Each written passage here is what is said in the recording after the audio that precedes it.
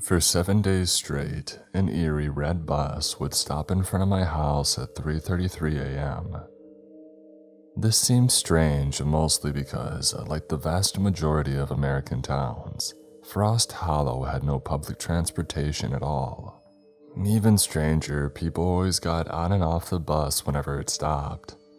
They all looked extremely tall and thin, and whenever I tried to focus on their faces, they seemed like no more than a flesh-colored blur. On the morning of the 7th day, I had called the sheriff's department to ask them about it.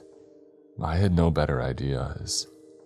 A woman with a thick accent answered the phone. "Morning, sheriff's office, how can I help ya?" I hesitated, not even knowing where to start with this odd story. "I'm not really sure who to call about this, but there's a bus stopping in front of my house in the middle of the night, dropping people off. I live on Slaughterhouse Road past the abandoned school. It's a little odd, because it only comes past 3 in the morning, and there are always people waiting to board it." I rambled, sweating heavily. I felt like a fool. The woman went silent for a long moment.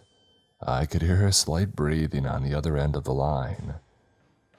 "We don't have any buses going to Slaughterhouse Road, sir," she said insistently. "There are no buses in the town at all, other than for the public schools. At least not public transport. Perhaps it's a private company. You see any company logo or information on the side of the bus? Any route numbers or anything?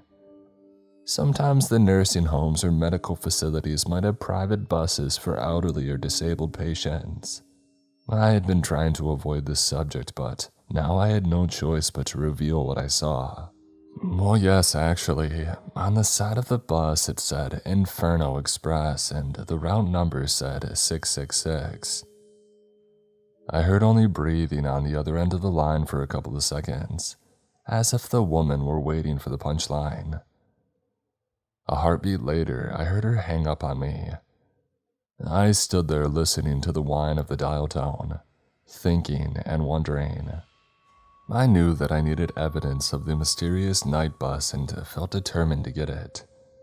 At 3 a.m., I put on a black, long-sleeve shirt, black sneakers, and black jeans, trying to make myself as inconspicuous as possible. Nervously, I grabbed my digital camera and I headed outside. The night felt beautiful, warm, and humid with a soft breeze. I smelled the fresh summer air sweeping down the rolling hills, trying to calm myself down. I felt as if I were going out to commit a murder rather than just trying to capture video of a random bus in my own backyard.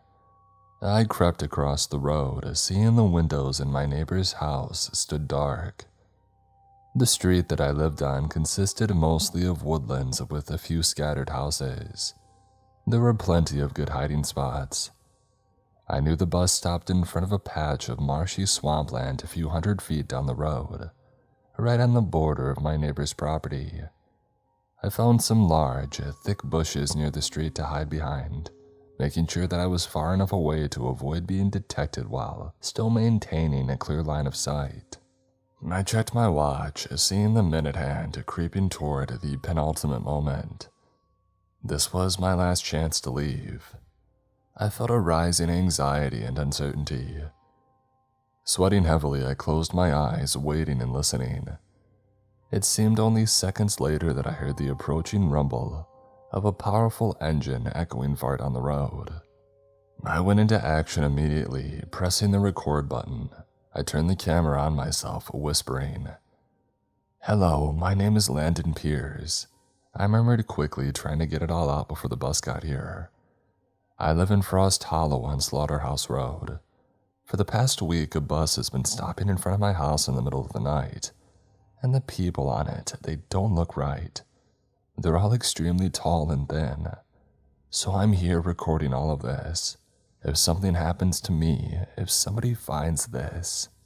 I let the sentence fade off into nothing. The brakes of the bus squealed with a hellish caterwauling. I smelled exhaust and gasoline. A heartbeat later, the bus came into view, stopping only a stone's throw away from where I crouched, hiding in the thick shadows of the swampy brush. Mosquitoes constantly buzzed past my ears, landing on my neck and arms every few seconds, but I dared not to move. I kept the camera steady, trying to quiet my breathing. I felt paranoid and watched as if the people on the bus knew exactly where I was and what I was up to. The bus gleamed with a fresh red paint. The windows looked like sideways eyeballs, long dark oval panes whose shadows contrasted heavily with the bright exterior. I checked to make sure the camera was recording, satisfied to see these small red indicator lights glowing brightly. I hoped that the people on the bus wouldn't see the slight glare of the screen or the red dot of the camera, if indeed they were people at all. The door at the front slid open with a shrieking of rusty metal. An interior light turned on inside the bus, glowing with a fiery radiance.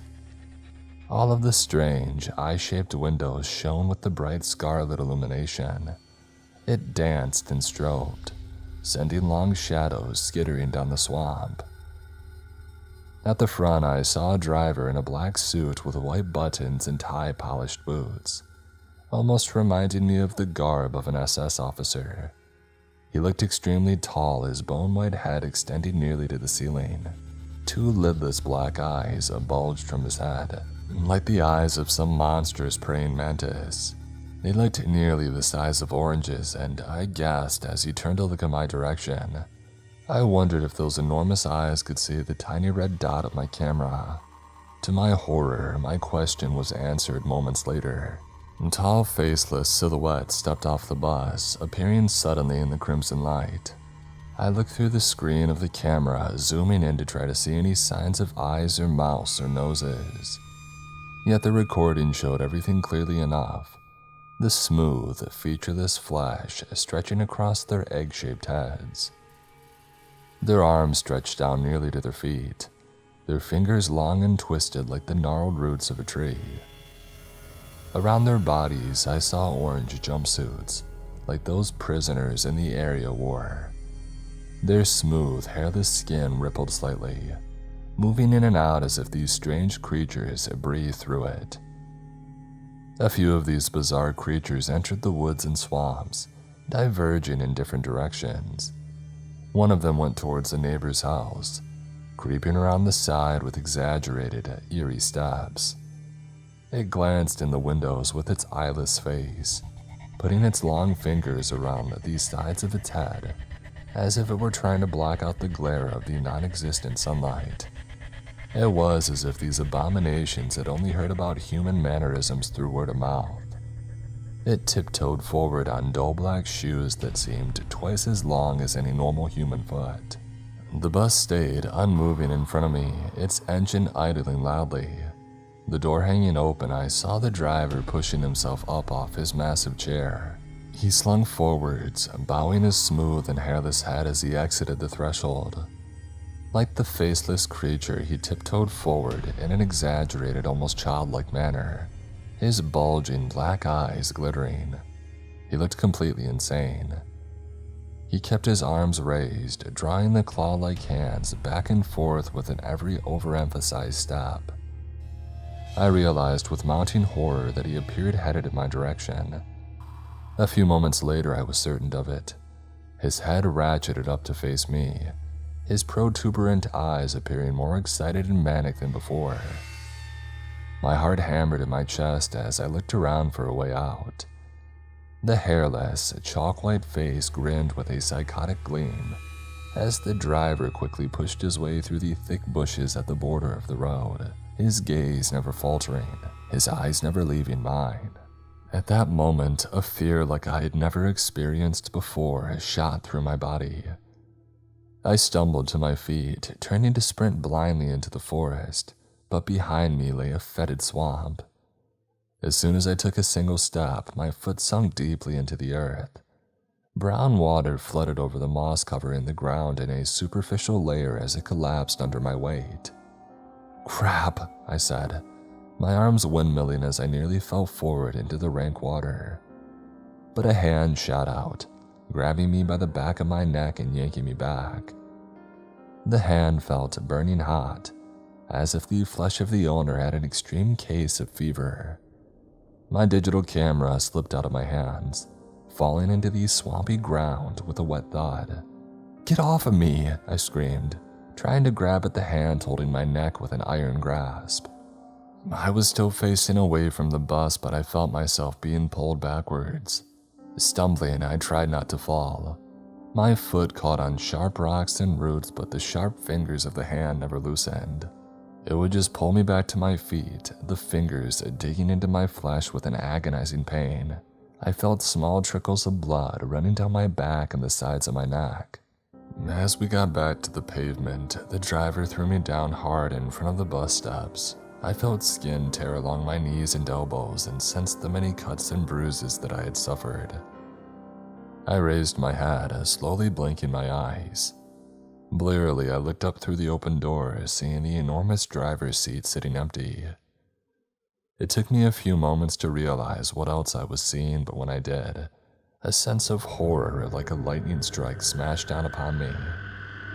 The steps held human bones. Arm and leg bones placed side by side covered the entire surface of the stairs. Many looked yellowed and cracked with age, but others seemed far fresher, the bones smoother and whiter. The driver's chair was even more horrifying. Hundreds of grinning human skulls composed the cuts of the chair, rising up to the ceiling. Human skin covered the front and seat, pale and leathery. Countless human teeth stuck out of the skin, their roots embedded in the supple flesh. The teeth rose up to the top of the bus in crisscrossing diagonal patterns. I glanced back at the driver, seeing his thin body looming over me. One inhumanly long arm pointed at the open door of the bus. It reminded me of the Grim Reaper showing the way forward to the recently dead. He stood without speaking. His eyes glittered with insanity, and he had a rictus grin plastered across his smooth white face. "No, I don't want to," I pleaded. "Don't make me get on it. I'm sorry, I'm so sorry. I should have never come out here." The driver stayed as still as a corpse with a face like a grinning death mask. I saw movement behind him, realizing two tall, faceless humanoids had appeared in bright jumpsuits to board the bus. They came up beside the driver, their blurry heads bowing down to look at me, if indeed they could see at all without eyes. I wasn't sure whether these creatures were just mimicking human gestures and movements or not. Without warning, the two humanoids scuttled forward, their rail-thin arms reaching out to me. I tried to crawl away, but moments later I felt them wrap my wrists. Their skin felt burning hot and feverish. They lifted me up. I tried screaming to call for help from my neighbors, but no help would arrive. They pushed me through the door into the fiery red light beyond. In every seat, I saw tall, emaciated people with smooth faces. The skin rippled and distorted when I tried to look at their heads. The two creatures holding me forced me toward the back. There a boy of about 10 or 11 sat, looking terrified and alone. They threw me into the seat, turning and walking away immediately after. From the front of the bus, I heard the door slowly closing with a squeal of rusted joints. The driver was back in his seat. I looked up, seeing him staring into the rearview mirror at me, grinning. "How'd you get here?" the boy asked in a small, quivering voice. I turned to look at him in wonder. His pale skin heavily contrasted with his dark eyes and black hair. With his high cheekbones, he had a slightly vampiric look. I don't know, I was kidnapped. What's going on, kid? Who are these people? Where are they taking us?" I whispered, constantly looking up to see if we were being watched. Yet the faceless humanoids stayed still in their seats. Their blurry heads pointed straight ahead, totally frozen and unmoving. Only the driver showed any signs of life as he put the bus in drive and slowly pulled forward. "They're taking us to the playpen. They showed it to me in my dreams," he said. I used to see these people looking in my window at night. People without faces who looked really tall and skinny. I told my parents about it, but they thought that I was having nightmares.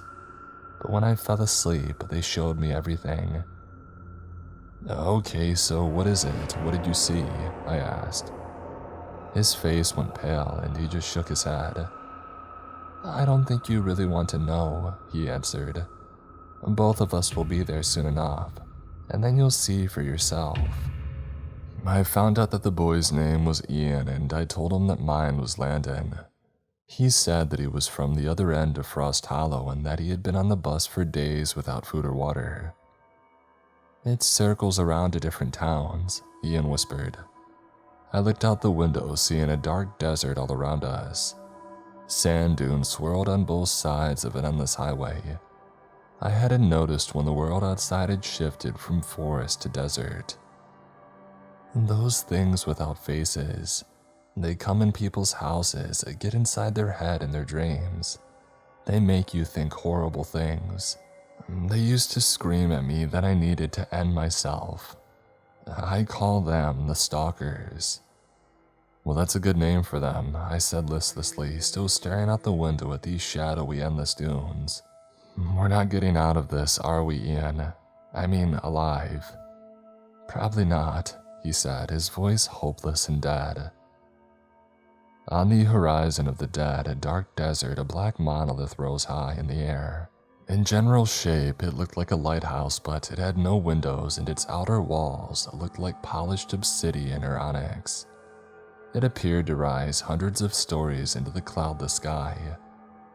The bus started slowing down and the crimson lights lit up overhead. I looked forward, realizing that all the stalkers had turned their blurry heads now to stare straight back at me and Ian. The driver too continuously looked at us through the rearview mirror as the bus came to a stop. Now arriving, the playpen. A robotic female voice intoned calmly through speakers built into the walls. The door at the front flew open. Except for the idling of the engine, everything had gone deathly silent. I think they want us to get out, Ian whispered nervously, slowly getting to his feet. I wanted to say no to fight back, but with dozens of faceless stalkers staring at us in their eerie frozen poses, my courage had failed me. On unsteady legs, I got to my feet and followed Ian down the walkway. The faces of the stalkers turned to follow us, seeming to blur and ripple faster with excitement. I wondered what would happen once we got outside, but in reality, I had no inkling of the horrors ahead. As I stepped down onto the inky pavement of the street, I realized that this desert felt freezing cold. Wind swept across the dunes at a tremendous speed. Clouds of dark sand obscured the black sky. The bus door stayed open, all of its passengers watching us with interest. The driver, too, never took his eyes off of me and Ian. I wanted to get far away from these creepy stalkers. Let's go, I said over the roaring winds, putting a hand on Ian's shoulder. He flinched away, looking small and scared. Side by side, we started walking down the road. It wasn't long before we found our first body. A mummified corpse lay on the side of the street. Its dried flesh sticking tightly to the bone. Its eyeless socket stared straight up. Its open mouth looked like it was frozen in a silent scream, a black hole filled with sand. Ian gave a strangled cry as he saw it falling back. Hey, buddy, it's okay. It's only a body. He shook his head, pointing vigorously at the desiccated corpse. I followed the line of his finger, realizing that something odd was happening. The corpse had begun to shake and rattle, its splayed-out limbs jumping up and down. The ragged strands of cloth still covering its chest and legs ripped apart with a soft tearing sound. Wet black tentacles covered in dozens of eyes rose up, snapping apart the remaining bones and flesh with ease. As the ribs jutted out like spikes, something hellish slithered out. It rolled on its tentacles, a ball of slithering limbs covered in something slick and shiny. Though the size of a small dog as it splayed out, Its width and height had doubled. It had no head or central mass, but its many eyes constantly blinked in chaotic and random patterns. The eyes looked blue and very human, bloodshot and dilated with fury. "Get away from it!"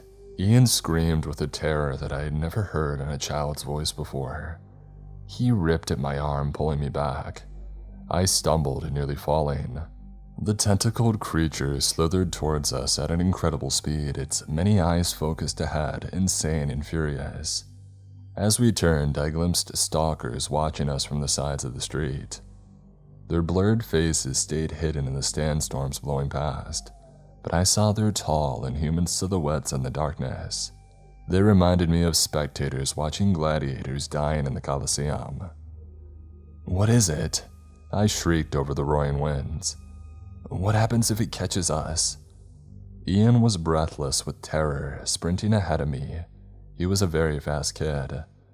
"Don't let it catch you," he screamed back. I realized the monolith stood ahead of us only a few hundred feet. A powerful current of hope surged through my heart as I saw a massive threshold filled with white light.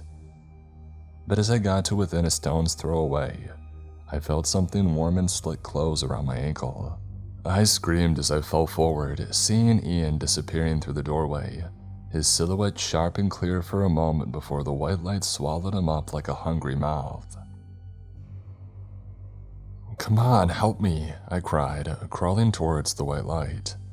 I kicked and struggled against the tentacles wrapping around my leg with a grip like squeezing metal bands. I dragged my hands through the sand as I felt myself pulled back, my head smacking hard against the pavement underneath. Stars danced in front of my vision. In the gloom and darkness, swimming against unconsciousness, I glimpsed more of the stalkers, always watching from a far distance, their flesh seeming to ripple with excitement at the prospect of witnessing imminent death and dismemberment. As more tentacles wrapped around my waist, I looked back. Only inches away, furious, dilated eyes stared back. The tendrils shot towards my mouth as others held my head in place. I didn't know what it would do once it got inside me, but I knew instinctively that it would be something horrible. I heard a hoarse shout, felt something smash into the creature on my chest. I felt the tentacles suddenly retract from my face and head, the eyes turning to look at whatever new threat had arrived. A thin man with a long beard and haunted eyes stood above me, holding a homemade stone club. It looked like it had been whittled from sandstone. The end formed into a jagged point. The tentacled creature hissed like a snake as the man bashed it again. Finally, mercifully, it released me. I rolled away, coughing and sputtering. "Run, you idiot," the man cried, smashing the creature through one of its many eyes with the sharp point at the end. The eye exploded in a shower of black blood and vitreous fluid. The creature's hissing escalated into a distorted wail that split and echoed like hundreds of voices screaming at once. I didn't need more encouragement than that. Shell-shocked and terrified, I scrambled to my feet, sprinting the last few steps towards the threshold. I looked back to see the man running behind me, the tentacled creature hissing and gurgling as it pursued. Together, we fell through the doorway of white light. As soon as we had crossed the threshold, the creature had stopped, its eyes furiously blinking and glaring. A few heartbeats later, it rolled away, its silhouette disappearing into the shadowy dunes outside. "Well, that star spawn almost got you," the man whispered, clapping me on the shoulder. "Good thing I was coming back this way. I went out hunting." He showed me a dead rattlesnake slung around his back. "I'm Teddy, by the way." He reached out his hand to me, but I only stared at it. He let it drop after a moment. "Star spawn?" I asked. He nodded eagerly, his brown eyes gleaming. He looked extremely thin and malnourished, and the clothes he wore were frayed and falling apart. I wondered how long he had been trapped here. "Well, that's what we call him, yeah," Teddy answered. "They come off the Black God. Parts of his body sometimes fall off when he's sleeping. Little parts here and there, but they regrow into those things. Star spawn. If they get their tentacle down your throat, it's game over, buddy. A little piece of them breaks off and starts growing in your stomach, eating away at your organs and muscle until it decides to break through. It's not a fast death either. You might be in excruciating pain for weeks before it kills you. I looked around the room and the black tower where we stood. A massive chamber with gleaming obsidian walls surrounded us, extending up dozens of feet to a flat and black ceiling. There, a bright spotlight pointed down at us, illuminating the room in white light. Stairs made of these same stones spiraled up the outer perimeter of the circular room, disappearing into a gap in the ceiling. My friend came through here, I asked. Do you know where he is? Teddy shook his head. What's your friend's name, stranger? He asked. I laughed uncertainly and then introduced myself. Well, he's gotta be upstairs with the other one. The other one? I asked. Teddy nodded. We're not the only refugees here, Landon, he answered. The bus brings more victims all the time from all over the world. A lot of them don't last long. The stars spawn often get them, and if they don't, the stalkers hunt them down and torture them to death. I've seen a lot of bodies, man, people who got caught by the stalkers. Well, let's go see them, I said. I want to make sure that he's okay. He's only a boy, you know. Teddy looked at me grimly. He's not the only child who's been brought to this place, he answered. I've seen more corpses of children here than you could possibly know. I walked up the stairs with Teddy at my heels, rising through the gap in the ceiling. Here, there was an even larger chamber rising up thousands of feet into the air. Towards the top of it, I saw something massive and black with thousands of tentacles. It stuck to the flat ceiling, slick and wet, the countless enormous eyelids on its limbs tightly closed in sleep. Drops of slime occasionally fell down from the creature's body, landing on the floor with soft patterings. I saw an old woman sitting next to a small fire with Ian by her side. She had a rattlesnake on a spit and was cooking it. Ian had a leather satchel of water in his hands, which he drank from thirstily before passing it back to her. I remember him saying that he had been trapped on the bus for days, and I wondered if he had had any food or water that whole time. I walked forwards, waving and smiling, feeling much more hopeful seeing Ian alive and well. I glanced nervously at the tentacled monstrosity, uncertain of whether I should be afraid or not. The black god sleeps above us, the old woman whispered. Do not wake him. We must escape before he awakes, Teddy said furtively, putting a calloused hand on my shoulder. We are going to try to hijack the bus. It is the only way between worlds. If we stay here, we will all certainly die, including the boy. It's only a matter of time, but if we can kill the driver... What about all the stalkers? I asked. It's not just the driver. Whatever is on the bus, the black god is far worse, the man whispered. His sleep becomes more troubled as time passes. We see his tentacles twisting with his nightmares. Once he awakens, those nightmares will spread throughout the playpen. Right now, we are only hunted by these star spawn and the stalkers. I met an old man who saw the black god awaken, the old woman said. When I got here, he was still alive.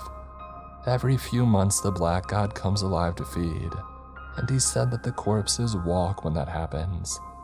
The dead scream and the sky rips apart, and everything moving gets hunted down like vermin to be absorbed into the black god's flesh, where they live for weeks being slowly digested and driven insane by the pain. So how did he survive? I asked. She shrugged. He said he hid in the bus. The driver gets out sometimes to hunt and he snuck in. The black god missed him, but he was the only one. I found out the old woman's name was Jackie, and like Teddy, she wanted to get out of the playpen immediately. The stalkers and Starspawn won't come in here, she said. They're afraid of the black god. And rightly so, Teddy muttered. It's suicidal to be in here. That thing could wake up at any minute and we'll be the first ones sucked into hell if it does. I've heard the screams of people being eaten by the Black God's flesh, and it sounds like they're being burned alive. They went on for weeks, months. Stop it, Jackie insisted. You're scaring the boy. I looked over at Ian, seeing that she was right. He looked ready to pass out, his skin turning chalk white. Jackie pulled the roasted rattlesnake off the spit, ripping it apart with her hands and handling pieces of it to Ian and Teddy. She looked at me, her wrinkled face cocked. Do you want a piece? I shook my head, feeling slightly nauseous, just looking at the dead and burnt snake. Its head was still attached to the body, its open eyes blackened and staring. So what's the plan here? I asked. How do we get back? Teddy looked at me, chewing a mouthful of rattlesnake. He lifted his homemade sandstone club and then nodded past Jackie. I followed his line of sight, seeing a few more primitive truncheons. That's it. We're going to bludgeon the driver and all the stalkers and steal the bus. Teddy nodded. You have a better idea? He answered, and in truth, I did not. The four of us went back out to the stone monolith that held the Black God, seeing the endless paved road disappearing into the horizon. Armed with the primitive stone weapons, we walked side by side, constantly scanning the darkness for enemies. There are bodies everywhere, Teddy said over the roar of the wind. Most of them have star spawn hiding inside. I wondered how often the bus came this way, but at that moment, chaos broke out. I saw the star spawn with one punctured eye rolling furiously down the pavement. I pointed, screaming, when something ran into me from the side. I fell hard into Ian, knocking both of us down. We went sprawling in the sand as two stalkers stood overhead, their insane faces blurring and jerking from side to side, as arms as long as a human twisted toward me. Sharp fingers jabbed down at my face, and in a blinding moment of absolute panic and agony, I felt them puncture my left eye. I screamed, jerking back as they ripped and crumpled my eye. I felt it explode with a powerful jet of blood and vitreous fluid. My vision went white with agony. At that moment, I saw headlights through the haze of pain and terror. In my shell-shocked state, I barely realized it was the bus speeding down the road. The small star spawn hissed with animal hunger before a tire ran over it, causing black blood to explode from it like a water balloon filled with sludge. And Teddy came behind the stalker, bringing the heavy stone club down on the back of its head. I heard a wet crack of bone as it fell limply on top of me, its fingers still clutching my dismembered eye. I realized the optic nerve and blood vessels were still attached, running along a few inches from the socket. I pushed myself to my feet with a rush of adrenaline, feeling the vessels rip apart like snapping string. I nearly passed out, but Ian and Teddy came to my sides, each putting a steadying hand around my back. The bus stopped in front of us, the door shrieking open. As the first of the stalkers descended the step, I heard a primal screaming from behind us, from the direction of the monolith. I looked back in terror, seeing the top of it explode in a shower of volcanic stone, as massive tentacles hundreds of feet long reached blindly out. The Black God pulled itself up, like a colossus sitting atop the world. Its many gigantic eyes glared down balefully. It's starting, Teddy screamed. We need to get on that bus now. Staggering, I watched the three of them run forward. I followed behind, feeling weak and sick. With my one remaining eye, I saw the driver descending the stairs. His black eyes bulged as he stared up at the sky. I realized with horror that the clouds had started to rain fire. The flickering flames lit up the world as the Black God roared with a primal scream. Teddy ran forward, raising the club to strike at the driver. Casually, almost lazily, the driver raised one hand, grabbing Teddy by the neck and lifting him off the ground. His sharp fingers stabbed into the skin and flesh, digging deeply as Teddy gurgled. He weakly brought the club down as the driver threw his broken body to the side of the road. Teddy twitched, suffocating on his own blood and seizing. I watched his eyes roll back in his head. Jackie and Ian ran at the driver together, closing in on him from both sides. Ian struck at the long, emaciated leg under the black suit. The driver slashed at Jackie's face, his bone cracked under the weight of Ian's blow. The driver buckled as his leg gave way, his furious, lidless eyes ratcheting towards Ian. As he fell, he reached forward, dragging the boy down with him. I saw Jackie on the ground next to them with deep stab wounds eating through her eyes and into her brain. Blood spurted from her still body. I stumbled forward, raising the club and bringing it down on the back of the driver's head. His head collapsed as he clawed and stabbed at Ian's face and neck, opening up his throat in an instant. I heard gurgling and weak cries as I jumped onto the bus. Sickened by all the blood and death, I ran up the steps, never looking back. Bleeding heavily, my vision turning white with pain, I started the bus. The engine turned on immediately, rumbling and powerful. I had never heard such a sweet sound in all my life. I began driving ahead down the freezing dark streets of the playpen. I felt my hands sticking to the steering wheel, my skin covered in clotted blood. I glanced in the rearview mirror and had to repress an urge to scream. Every seat was filled with stalkers, their blurring faces looking straight ahead, their long, mannequin-like bodies twisted and jerked. Like one single hive mind they rose. Up ahead, the dark street disappeared into a spiraling vortex the color of fresh blood. I accelerated, pushing the bus as fast as it would go. Afraid to look back to see what the stalkers would do, I drove through the vortex, pushing the bus up to 70 and 80 miles an hour. The blinding torrents of crimson light dissolved to reveal my street, Slaughterhouse Road.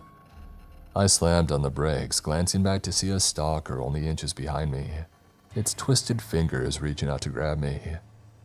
Their heads jerked from side to side, blurring and jumping. Their arms seemed to vibrate with seizure-like movements.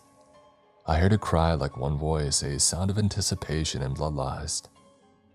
I opened the door and fell out of the bus as sharp fingers clawed at my head and scalp. Fresh blood ran down my face as I crawled across the pavement, screaming and crying. Thankfully, one of my neighbors heard me and came out, shining a flashlight in my bloody face. Soon after, I lost consciousness. I remember waking up in the hospital, but my nightmares were always a playpen in the Black God, and I think they always will be.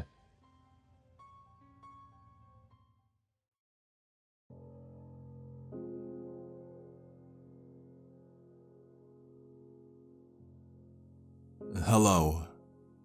I would like to start off by saying that I'm writing this while hiding in a forest. I'm going to write about everything that had happened a couple of days ago. I have no idea how this is happening. I don't know what's going on with all these siren posts. Stay safe, everyone. I just need time to write down everything that has happened. My phone will die soon, so when, or if I make it out of here, I will write more soon. I would ask you to call the cops, but I'm 100% sure that they would be useless. I don't even know where I am.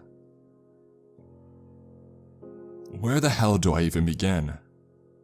I'll just tell you guys what happened the night of June 18th at 2:47 a.m. I was watching a scary movie in bed at the time, and a jump scare had happened. It scared the hell out of me, but a second later, the TV started glitching and an alert went off. I thought that it was an Amber Alert at first, but it wasn't. The screen was really dark red, almost like blood. It had white lettering that said shit like, "Go outside and don't be afraid." And then it would switch to, "Reverse, get the final piece," and my personal favorite, "Open the doors, let us all come in. We're healing." I swear that I heard sobbing behind the sounds of the warp sirens. The TV went blank. I realized that I was frozen and I couldn't move, no matter how hard I tried. I glanced back at the TV, only to see my name in bold letters taking up all of it. Alright, this has to be some kind of prank that my brother did. He knows how to connect his phone to my TV via Bluetooth. It has to be that. "Chris, this isn't funny. Stop messing with me while I'm trying to watch a movie. I yelled. No answer. I tried to squirm around and leave my bed, but I wouldn't budge. It was like I was being controlled. I started to panic, but then I heard my name. The TV said my freaking name. It didn't sound like my brother or my mom or dad. It sounded like nothing that I'd ever heard before. If an animal could speak and wail with a high-pitched scream at the same time, it would be that. I had enough. I quietly said, "Who are you?" The TV replied in a weird layered voice sounding breathless now. Harper. My name if you need to know. How did it know me? Did it know me? I stopped asking myself when the alert buzzing got louder and louder, until it sounded like a dog whistle, but I was being affected by it. I wanted to cover my ears, but I couldn't. Just when I thought my ears were going to explode from the unbearable pitch, the unknown force paralyzing me was finally released. I quickly turned off the TV and I went back to go look out of my window. I just had this urge to look, like a trance. It was pitch black. I couldn't see anything, like a starless space. The streetlights are usually on at this time, I thought to myself. I stared outside for a while, looking for any source of light. There was none. I couldn't even see the moon. I jumped back when sirens came screaming through the neighborhood, waking my family up. I'm sure it woke the whole damn neighborhood up as well. I couldn't see any police cars or ambulances nearby. I didn't see any light. It sounded like it was coming from everywhere. Outside my house. Me. It was in my mind. And it didn't sound normal either. You know those videos on YouTube that make the audio all creepy and deep and glitchy, and distorted and all that? That is what it sounded like. Much more surreal though. That haunting sound will probably never leave my brain for as long as I live. I heard screeching in the distance that didn't sound human either, like the alert on the TV. It was as loud as the sirens, but I only heard it for 2 seconds. It reminded me of those skinwalker stories, all the screeching stuff. Maybe it was the tornado warning practice. But no, those only happen on Wednesdays, I think. As the sirens went off, the lamplights were back on again and the sky was cleared. The moon shone again and I could see the stars. It was no longer pitch black. The cloud of darkness was finally gone. The dead silence was eerie. No crickets or crunching of branches, and my street is right in the middle of the forest. It was like everything was dead. As the darkness cleared, I realized that every house's door was opened. I winced my eyes back at my faint view of my front door, flinching when I saw that it was open. I raced down the stairs, turning all the lights on, and I slammed it shut. I locked it and I made sure that every single window and door were too. But how did it get open? I was going back upstairs when I saw my dad on the floor, with his arms and legs strewn on the floor like he was making a snow angel. "Dad!" I ran over to him and I pulled at his arm. "What? How did..." He muttered as I tried to get him off the floor. "Did you open the door, Dad?" "I don't even remember getting on the floor. What is that noise?" "It's going around the neighborhood. Everybody's door is open too. Look." I stopped in my tracks while pointing to the window near the front door, as everybody was staring blankly at my house. Me, if anything, just standing there.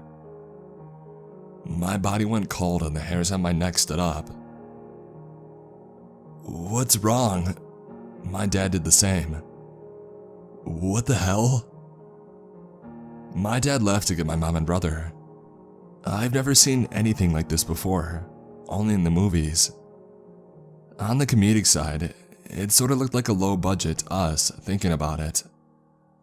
My dad called the cops and there was no answer. I tried every phone in my house and no answer. After a while, the siren stopped, but I could still faintly hear the same distorted deep sound ringing in my ears. Damn it, I yelped, slamming the useless smartphone on the table. I felt so helpless and frustrated. I just wanted to go to bed. My family covered up all of the windows, and we all slept on the couch together, my dad having his shotgun by his side. The next morning, everyone was gone. I looked around in a hurry, only to see them in the kitchen having breakfast, happily as can be. I asked them all if everything was okay. The only response was from my mom, who replied with, "Do you want pancakes, sweetie? Or maybe some eggs? You need some protein." "Oh, whatever, it's summer. You can have both. You look so out of it. Sit down, sit down," she said in a cheerful yet empty, blank and emotionless tone. It didn't even sound like her. Her hair was all done up nicely. She had makeup on with bright cherry red lipstick, and she was in a pink dress. My mom hates pink. I stood there in shock, thinking my mother has never spoken to me like that before. She usually just greets me for a second and then puts down a bowl of cereal. It didn't take me long to realize that my entire family was dressed like a preppy rich family. It had a country club or some stuff. Even my brother, a boy of no respect for suits and ties or fancy clothing in general, was dressed in a light plaid button-up shirt. He would never wear this. I turned to my dad, also in a polo shirt, and I shakily asked, "Is everything alright?" "I have no idea what you mean," he stated in a stern tone. "I'm fine. Your mother's fine. Your brother's fine. Hopefully you are too. Now sit down, please." I sat down more confused as ever and I ate. I looked down and I was astonished at the fact that I had switched from a hoodie and sweatpants to a pastel blue corduroy skirt and a tucked-in white, loose-off-the-shoulder blouse. I knew for a fact that I didn't own any of these clothes. I figured that they were my mom's. A million more thoughts rushed through my head. There was no explaining this. I swore that I was in my comfy clothes just a second ago. How could I brush this off? I wanted to ask more questions, but I was too afraid. Not wanting to anger my so-called dad again. But then again, it was the best breakfast that I had ever had. That was the only part of the day that I really did enjoy. I almost took a bite out of my pancakes when I looked down at a rotten, hardened piece of strange-looking meat covered with maggots. I dropped my silverware and I staggered out of my seat, covering my mouth to keep me from vomiting from the stench. I looked around and everything was gray. All the color was gone. No more fancy table dinners with lace cloth. All the food was rotten.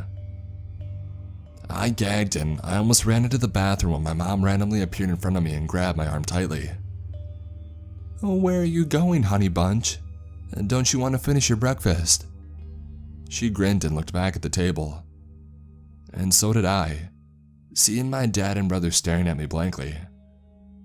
Her grip tightened, almost cutting off the circulation of my arm, still grinning at me while her eyes widening.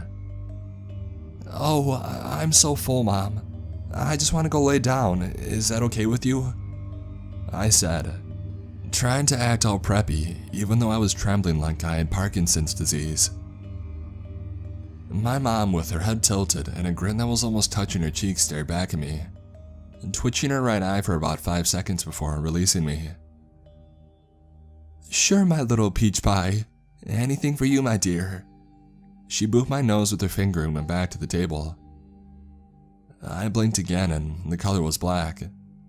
The food was fine, the porcelain plates, the fancy lace tablecloth, the light yellow roses in the vase, everything.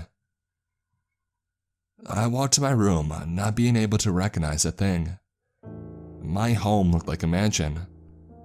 But this wasn't my home, and those people downstairs were not my family. I finally stumbled to my room, getting lost in the maze of halls. I looked out of my window. It was unusually bright outside.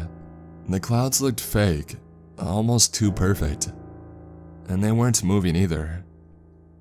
The grass was an unreal shade of green, with yellow and white flowers sprouted all around the street. All of our houses were the same too, the same design and shape, but different pastel colors. I cried for about 20 minutes when I grabbed my phone and I texted my next door neighbor, Annie. I didn't know her, but maybe the same things were happening to her. I copied our text chain. Here's the conversation. Annie? Hey, it's Harper.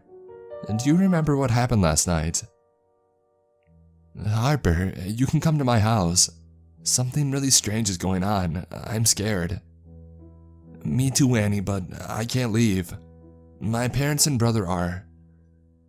I saw Annie staring at me, waving and smiling out of my window. Sometimes we do see each other through our windows, but she doesn't say hi. Harper?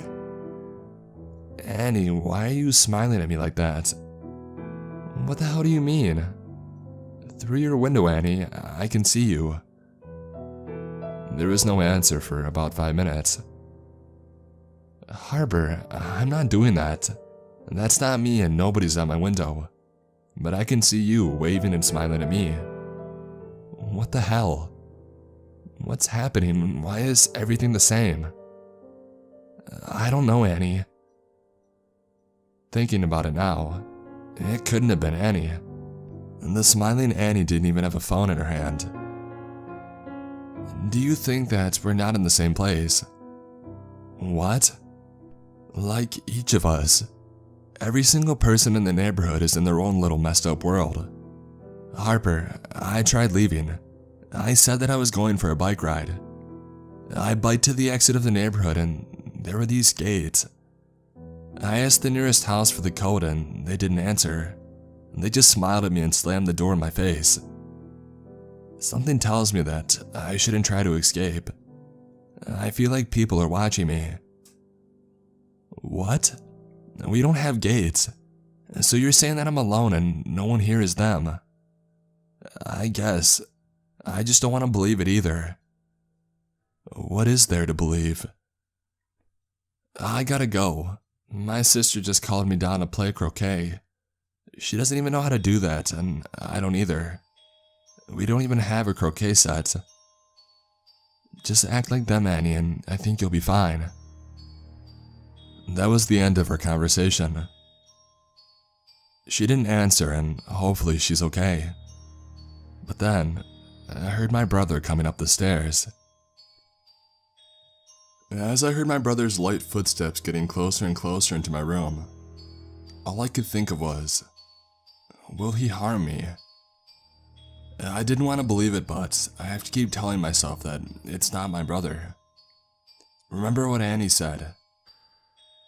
I was caught off guard by my thoughts when I realized that my brother was standing at the entrance to my room. Shadows lurked behind him, even when the lights were turned on. May I come in, dear sister? He asked in the same emotionless, robotic tone. Yeah, sure, Chris. Come on in, I guess. I would have said it more nicely, and in a proper fancy way like the rest of my imposter doppelganger family. But I'm not used to being treated this nicely by my brother. He's only 8 and I do love him. Although he is a complete shithead. I couldn't bring myself to hurt him. It's just not in me. If he pulls any children of the corn shit though, I wouldn't know what to do. He sat in front of me with great posture and his hands in his lap, looking up and grinning at me. Would you like to play a board game? Chris cheerily said. He tilted his head just like Mom did. I was too afraid to say no, thinking of how my mother's grip got insanely strong when I left the table. and then loosened when I acted all nice about it. "Sure, buddy, what do you want to play?" Chris cutting me off. "Monopoly," he quietly stated, the grin now gone, replaced with his head going down low, his deep empty eyes looking at me Pennywise style. He suddenly perked back up and that stupid grin was on his face again. All they do is grin. "Oh, okay." I got up slowly and I got Monopoly, which was in his room. It used to be Chris's favorite game. Now it's Fortnite, which I despise with all my heart and soul. I looked at the box and a tear fell on it. Where the hell am I? I asked myself, falling to my knees. His room had a strange scent, like rotting flesh. "Harper! Oh, Harper! What are you waiting for? Come on over here, silly." I went back to my room and then we played. He didn't even look at the game when we played.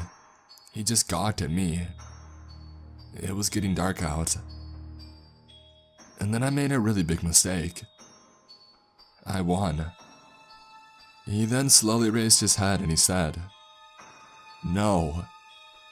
"No what? Good game though. Maybe we can play again and..."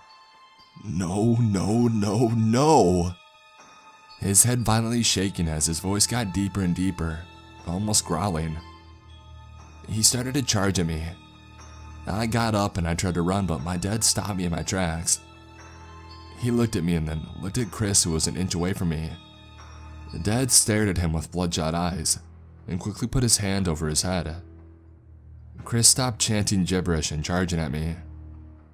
He squeezed past me and he picked up frozen Chris by the head and carried him off to his bedroom. I stood there with my mouth open for about 2 minutes, comprehending what had just happened. Out of frustration, I kicked the game board and threw all the fake money away. I was yelling when I heard my mother's voice, her regular, sweet and tender voice. She was calling for me. She was yelling. I could only hear it faintly though. "Harper, Harper." It was like music to my ears. I cried and I laughed. "Mom?" No answer. "Mom?" Still no answer. "Mom, please answer me." Nothing. I landed on my knees again, cradling myself pathetically in my own tears. And then I heard a knock on the door. "What troubles you, my dear?" Mom number 2 said. I didn't answer though. I flinched when I felt her cold hand touch my shoulder. She whispered into my ear, "I made some warm cookies for you, warm milk as well." It was oddly comforting. That all went away though when I turned around and I saw that stupid grin. I wanted to smack it off her face. It was so lifeless. "I would like some." "Oh, good." She wiped the tears off my face and went to grab the platter of cookies off my dresser. It smelled delicious, but I remembered what happened with the pancakes before. She handed me the platter and the warm milk, patted my back and gave me a cold kiss on the cheek. "Call me if you need me," she said before leaving. I closed the door behind me when she walked away. "Screw your stupid cookies. I know what you're doing." Looking up at the sky. "You're trying to mess with my mind, huh? That won't work. It won't work." I threw the cookies into the spotless porcelain toilet and I flushed it down. After I had flushed it, black ooze started gurgling and bubbling out of the toilet. I yelped and I slammed the lid shut. I started to cry again and I drank my milk, as I was very thirsty. Thankfully, there weren't any maggots. I am enjoying these nice luxuries though. There's so much shit. I really need to get out of here. I stayed up late and I couldn't sleep anyways. I snuck downstairs to see Mom number 2 and Dad number 2 glaring at the fireplace, both holding a cup of coffee in the same position. the same hand. They didn't move, so I tiptoed down the stairs to sneak out. Fatal mistake. A floorboard creaked and both of them snapped their heads at a sickening backwards angle, like The Exorcist. They got up and charged at me like Chris did, only faster and with grins still on their faces. I ran out of the door and I grabbed Dad's shotgun on the way out. It seems like they couldn't leave their house as they just watched me run away with the door wide open, with those stupid grins on their face. I sprinted until I was at the exit, only to be stopped by gates. I tried to climb over them, avoiding the sharp edges. I was almost free when an invisible barrier had stopped me. It burned my right leg really badly. I screamed in pain as I fell to the ground, and that blaring siren went off again. I must have triggered it somehow. I checked the time. 2:47 a.m. Just like last time.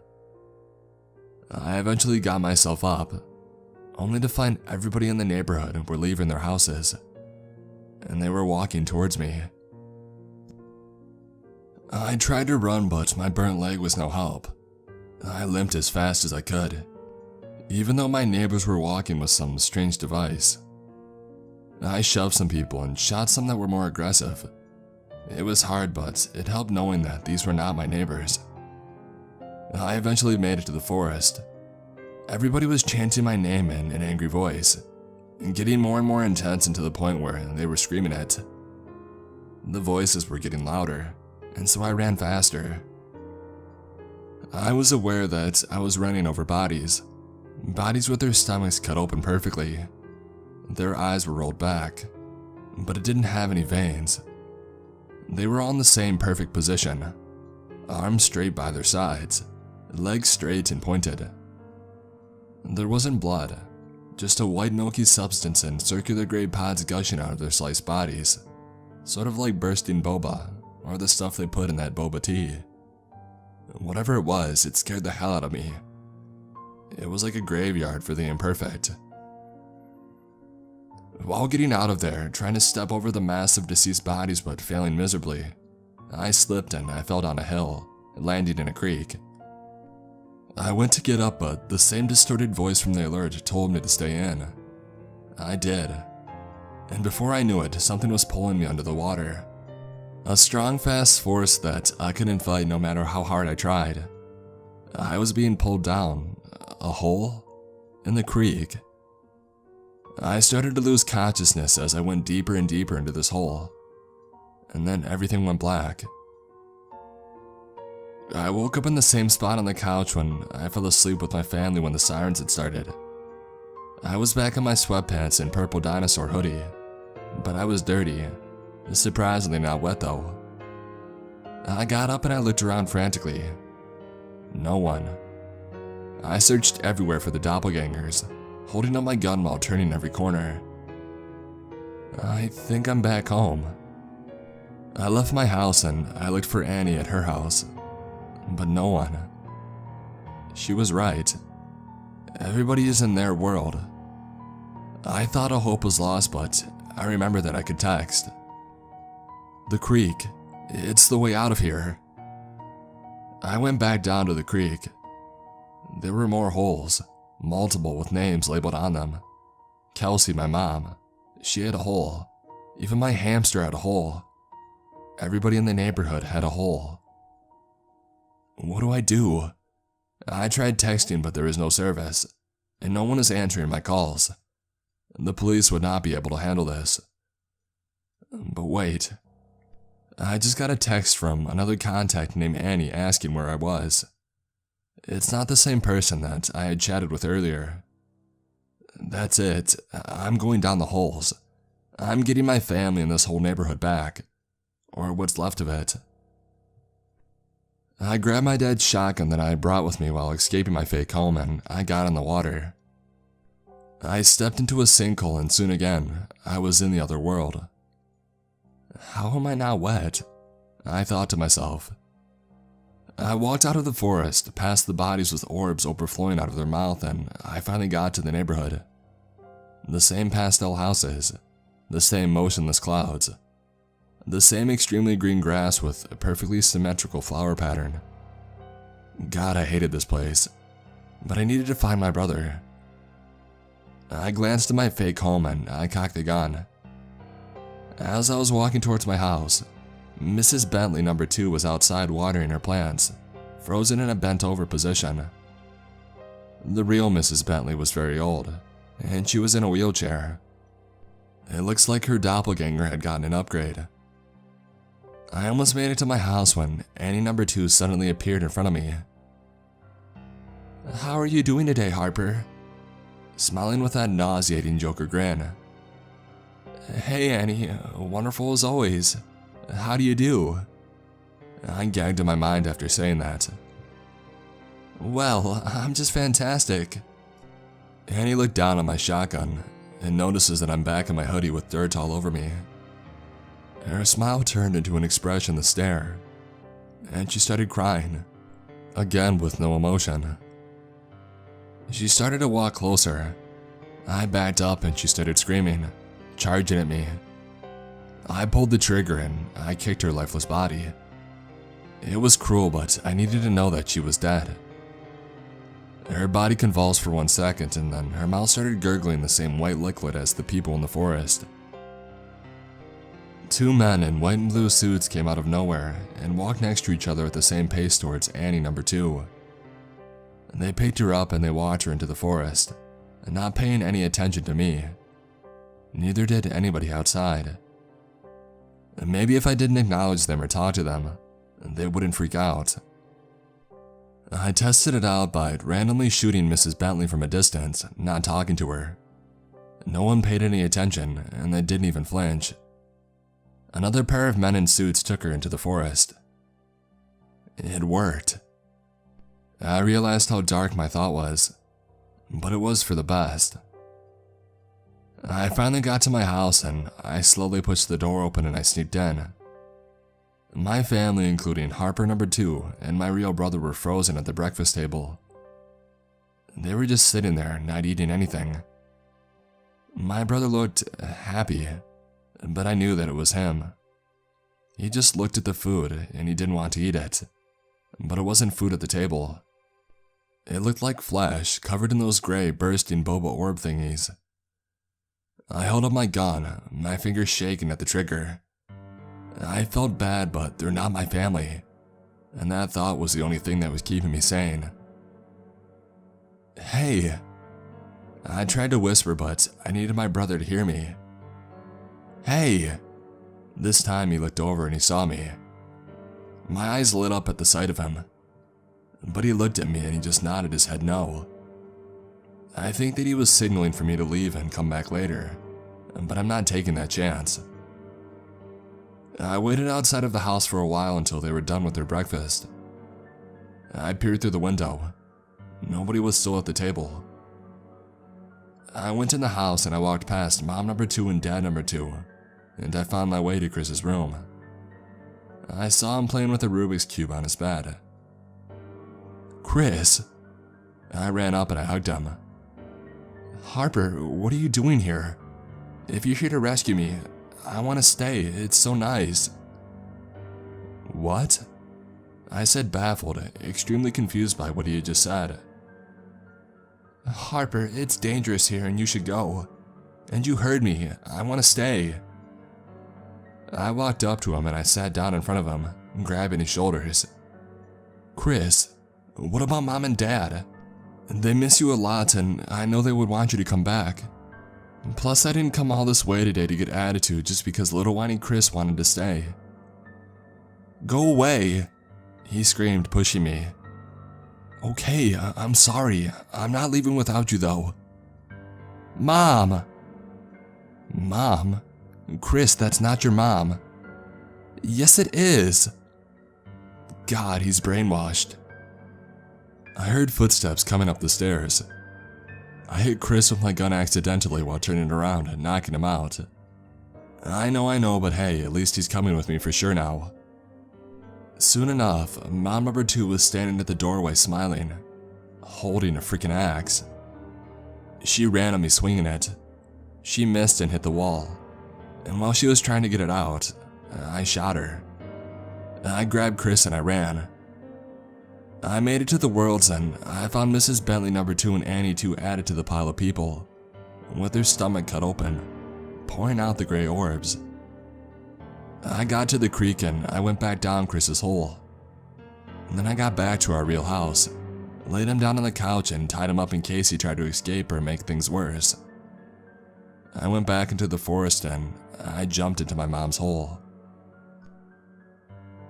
I regained consciousness in the forest and I did the same thing. Go past the houses, Mrs. Bentley number 2, everything. I winded up at the house, then I burst in, not scared to shoot. At least that's what I thought I was going to do. I walked in on my mom crying, clutching a knife in her hand with the doppelganger family tied up, not making a sound. They were on the floor, not even struggling. "Mom?" She turned around quickly, dropping the knife. "Baby, oh my God." She ran over and hugged me tight, but then stopped and had a confused look. "Wait, that's not you?"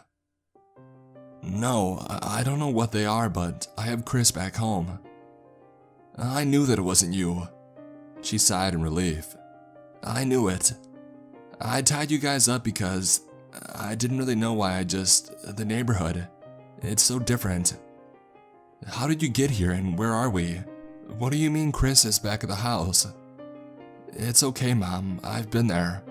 I'll explain everything that's happened when we get back." I grabbed her hand and we ran out to the forest. We stopped when we came across some of the neighbors circled around the dead bodies near the creek, holding hands. Their mouths were covered with that milky liquid. "Jesus Christ, are they eating the bodies?" my mom said. My mom grabbed me by the hand and started to run back to the neighborhood. "No, we need to get to the holes to get back home." "The holes? Trust me, let's go." We ran past what looked like a ritual and got to the creek. My mom stared at the sinkholes, baffled once again. I said to get in, but she hesitated at first, and then she eventually did. I was about to go, but I took one last look at the circled corpses. They were gone. I jumped in, waking up with my mom tugging at my shoulder saying, "Wake up." I took her back to the house to meet Chris. I let her have her moment of happiness before telling her that Dad and the rest of the neighborhood was still in those holes. I told her that I was going. She didn't want me to at first, but I explained to her everything that had happened. She should stay with Chris anyways. He looked terrified before he saw us, and he had his head on his knees and was sitting in the corner. I think he knew that everybody was gone. The neighborhood was dead. Empty, lifeless. I hugged my mom and I went back into the forest. At this point, I knew what to do, but I had to be cautious at the same time. I stared at my dad's hole and I jumped in, woke up, got up, and I started walking. Something was wrong. It smelled like something was burning, and I saw the dim orange light covered by smoke. All of the houses were on fire. "Dad," I thought. I ran closer to the glowing light, covering my mouth and coughing, trying not to inhale the smoke. I searched endlessly through the street. Behind the sound of the crackling, burning houses, I could hear the siren. I never hated a sound more than this one. I walked and walked until I saw somebody in the middle of the street. They were sitting. At first, I thought it was a doppelganger, but then I realized that it was my dad, talking to himself repeatedly saying, "I killed them all. I killed them all." He had a box of matches in his hand. He had started the fires. I ran up to him and I grabbed his shoulder. He flinched and he pulled out a bloody cleaver, putting it down and realizing that it was the real me. "Is that you, Harper?" "Yeah, come on. What the hell are you doing?" "I thought you were dead. I killed all of you." "That isn't me. Everybody here isn't them. Just come with me, we need to get back. I pulled him through the smoke, struggling. I felt like I was going to pass out, but we needed to get out of here. I was not going to die here, and neither was my dad. The adrenaline of the moment helped carry us to the forest. We both fell to the ground, coughing until it felt like our lungs exploded. My dad crawled over to me and hugged me. I was really satisfied to have my family back, but I couldn't help thinking about Annie, or Jameson, my boyfriend. He lives in another neighborhood, but what if this is happening to everybody? It just can't be us. And if so, why just us? We had a fight before the Sirens began, so I didn't text him just because I was mad at him. God, I can be mean at times, and I deeply regret it. My heart sunk at the thought that he might be dead. Me and my dad got up and I told him to get in his hole. He laughed, something I didn't hear in a long time. I told him that it was our only way out. He refused, so I pushed him in. I chuckled and I went in after him. I woke up again to Dad carrying me by my shoulders through the forest. I weakly told him that Mom and Chris were at the house and to trust me and just go. He had always been stubborn, but this time he listened. He probably listened because he just wanted to at least have hope that they were alive. We arrived at the house, our mom anxiously waiting on the couch. I looked down. I was completely blackened by the smoke, and same with my dad. My mom greeted us and laid us down and got us a drink of water. I was extremely weak and tired, and my dad had a huge bloody gash on his back. It looked like he had gotten hit with an axe. Me and my family talked for a while. My mom thanked me. I don't know why, I just did what I had to do. It wasn't too long before I got up, wanting to go to find Annie's hole. My dad grabbed me before I could grab his shotgun. Honey, please, don't go. Dad. My mom put her hand on my dad's shoulder, hopefully to let me go to Annie's hole. Harper, you've been through enough. I can handle it, I whined. You almost died, Harper. Can we just sit through this, call the police, and figure it out? There's nothing to figure out, Dad. I can't figure this out, and neither can you. No one can. There's no explaining this. And the cops, are you kidding me? The cops wouldn't even believe us. They wouldn't know what the hell to do. Think of their faces when we say the entire neighborhood are trapped inside these sinkholes in the Forest Creek, with doppelgangers. What would they say, Dad? He sat there silent and took a deep breath, got up and went to his office, came back with a box of shotgun shells and handed them to me. If you're not back in a couple of hours, I'm coming to get you. Alright, fine, but remember, if you enter Annie's sinkhole, you have to leave out of Annie's sinkhole. If you don't, I think you might get back to your own world, and you don't want to go back to yours. Got it. Now go before I change my mind, he said reluctantly. My mom and dad hugged me, and Chris waved goodbye. He looked happier compared to how he was before. I walked through the forest, and I stared at Annie's hole. I'm coming, Annie. Hang in there. I jumped into the portal, my consciousness slowly fading. I woke up, smelling the stench of corpses. While getting myself off the ground, I heard screams. I darted my way over to Annie's house. I opened the door and Harper number 2 crashed into me, while it seemed like she was trying to kill Annie. I fell to the ground and I met eyes with me. It was really strange seeing myself any other way than a camera or a mirror. Harper! I tried to respond, but Harper number 2 now had her hands around my throat, squeezing tighter and tighter, with that big fat grin on her face. Or my face, I guess. I tried reaching for my shotgun, but it was out of reach. We rolled around for what seemed like an eternity. I got on top of her and I started punching her like crazy, until my knuckles felt sore. She didn't stop and she was insanely strong. She eventually escaped my grasp and pushed me to the ground, strangling me again. "Annie," I weakly said as I pointed at the gun.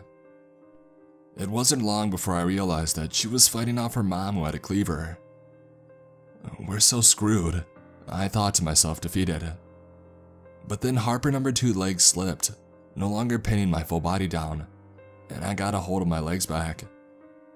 I kicked her in the chest and I grabbed my shotgun. Before I could shoot her, she shot me with that weird device thing that people were carrying around when I tried to escape through the gates. I fell to the floor. Annie's still fighting off her mom. Everything swirled and spun around me, until I closed my eyes. When I opened them, I was floating in what seemed like space, but dark gray with swirly clouds of white. It looked like an ink drop on water, or paint spilled in water, like those iPhone Live wallpapers. Trippy, but I needed to get out of here. I swam through the dark mass, not finding any way out. I was losing hope. And then I saw me. Well, Harper too. I stared at her for a second and then I went over to her. "What do you want?" I tried to ask firmly, but coming out weak. She didn't answer. She just snapped her head back at me, but this time she wasn't smiling. She had a look of intense fear. She looked at me and started clawing at her cheek. She clawed more and more until she was ripping her skin off. She peeled off a thick layer of flesh, revealing a gray, oily yet smooth surface. She kept peeling until a large oval-like gray head covered with slime appeared. It opened its yellow glowing eyes and screeched. That was the sound that I had heard when the sirens went off. It was the exact same. I turned around and I swam as fast as I could. The thing started following me, now in its full form. Covered in ooze, long huge spider legs with claws, and a see-through body, filled with those tiny gray orbs. It tried impaling me with its legs a couple of times while making this weird clicking noise. It sounded like bone cracking. I came across another hole. I didn't know if it would do anything, but I jumped inside of it anyways. I just wanted to get away from that thing. I came back into Annie's world once again. I woke up in the same position with Annie still fighting her mom. I looked over and Harper number 2 was gone. I grabbed the shotgun quickly and I blasted Annie's mom, number 2. Annie looked at her mom and then looked at me. "Annie, how long was I gone?" "Like 1 second after the second version of you shot you. How did you get here?" Annie said, breathless. It felt like I was gone for hours. I told Annie everything that had happened, including the holes. She didn't seem that shocked. I wouldn't have either after all of this. We went back to the forest and went through the hole. When we got back to my house, she said she wanted to go with me to find her parents. I hesitated, but I agreed. And so we did. Hours went by and we got her parents back, and her dog. And for those who are asking about my hamster, yes, Hamburger is alive and well. I'm not going to go into details because we basically did the same thing over and over again. Annie was reunited with her parents and her dog. She tried explaining to them what had happened, but called the cops anyways. They asked Annie's family and mine ridiculous questions, and they looked pretty baffled too, but we told them all the same story. It has been 5 days since this all happened, so they could just file a missing persons case on almost every person in the damn neighborhood. I didn't tell them about the holes though. I told everybody not to, since they might quarantine it or something. I'm not really sure what the cops did, and they searched the houses and then left. I was tired of getting people out of the doppelganger worlds, but I had to. I got one person out of a family and told them to go get their family, and the rules. Exit through the portal you went in while getting somebody out.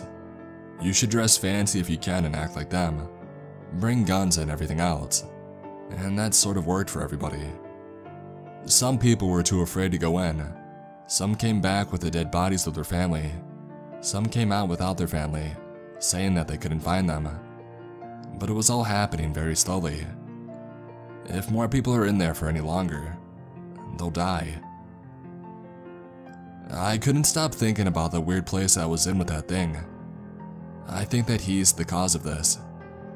I have to find it and kill it.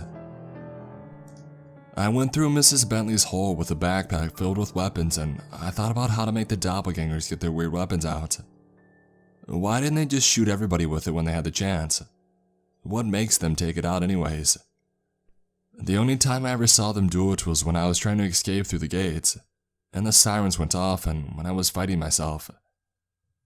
Maybe if they discover something that's imperfect, like me escaping through the gate, you're probably not supposed to do that, or have two of the same people in one world. So I went to my house and I found myself.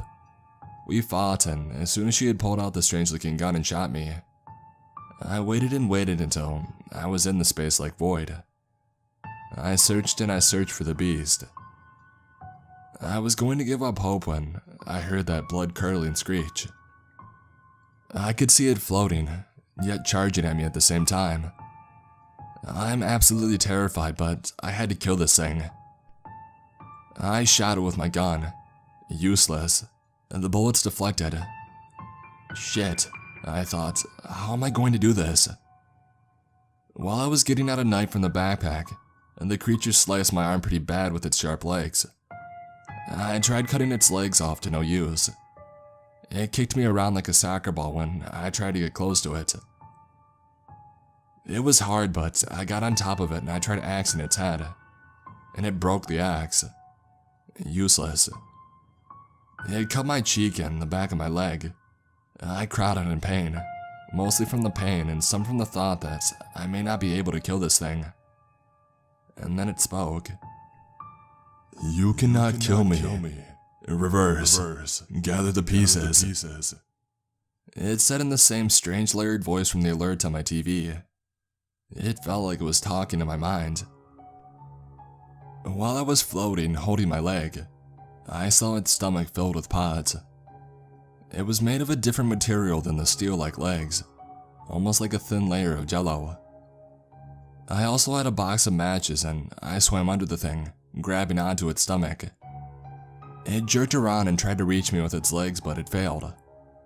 I got the matches out, struggling to hold on to its oily smooth skin covered in slime. I cut open its stomach and I threw the match inside the little gray orbs. It let out a different screech this time. It sounded like defeat. I let go of its stomach and I swam past it, seeing it now floated in the air covered in flames. The thing struggled to shake off the flames. No, cannot. You must finish. I must. The beautiful and the dead. After it said that, it started speaking gibberish like Chris did when we played Monopoly. I watched him burn until he couldn't speak anymore, and then I left.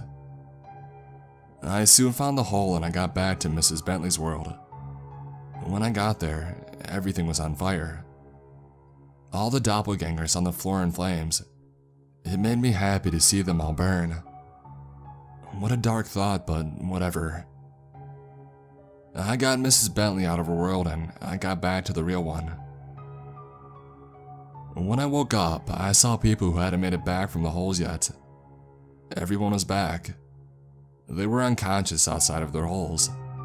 Some were awake already, confused and in a daze. I got them back to their houses, and of course, a bunch of people did soon call the police. They thought that we were bullshitting all of this, but they were confused as well. I wonder why other people didn't go looking for some people in our neighborhood, but everybody is pretty spooked about this whole thing. I'm just glad that almost everybody is back though. Unfortunately, some didn't make it back though. Somebody called an ambulance for the injured and the deceased. I texted my boyfriend since I had signal again, but there was no answer. He must still be mad at me.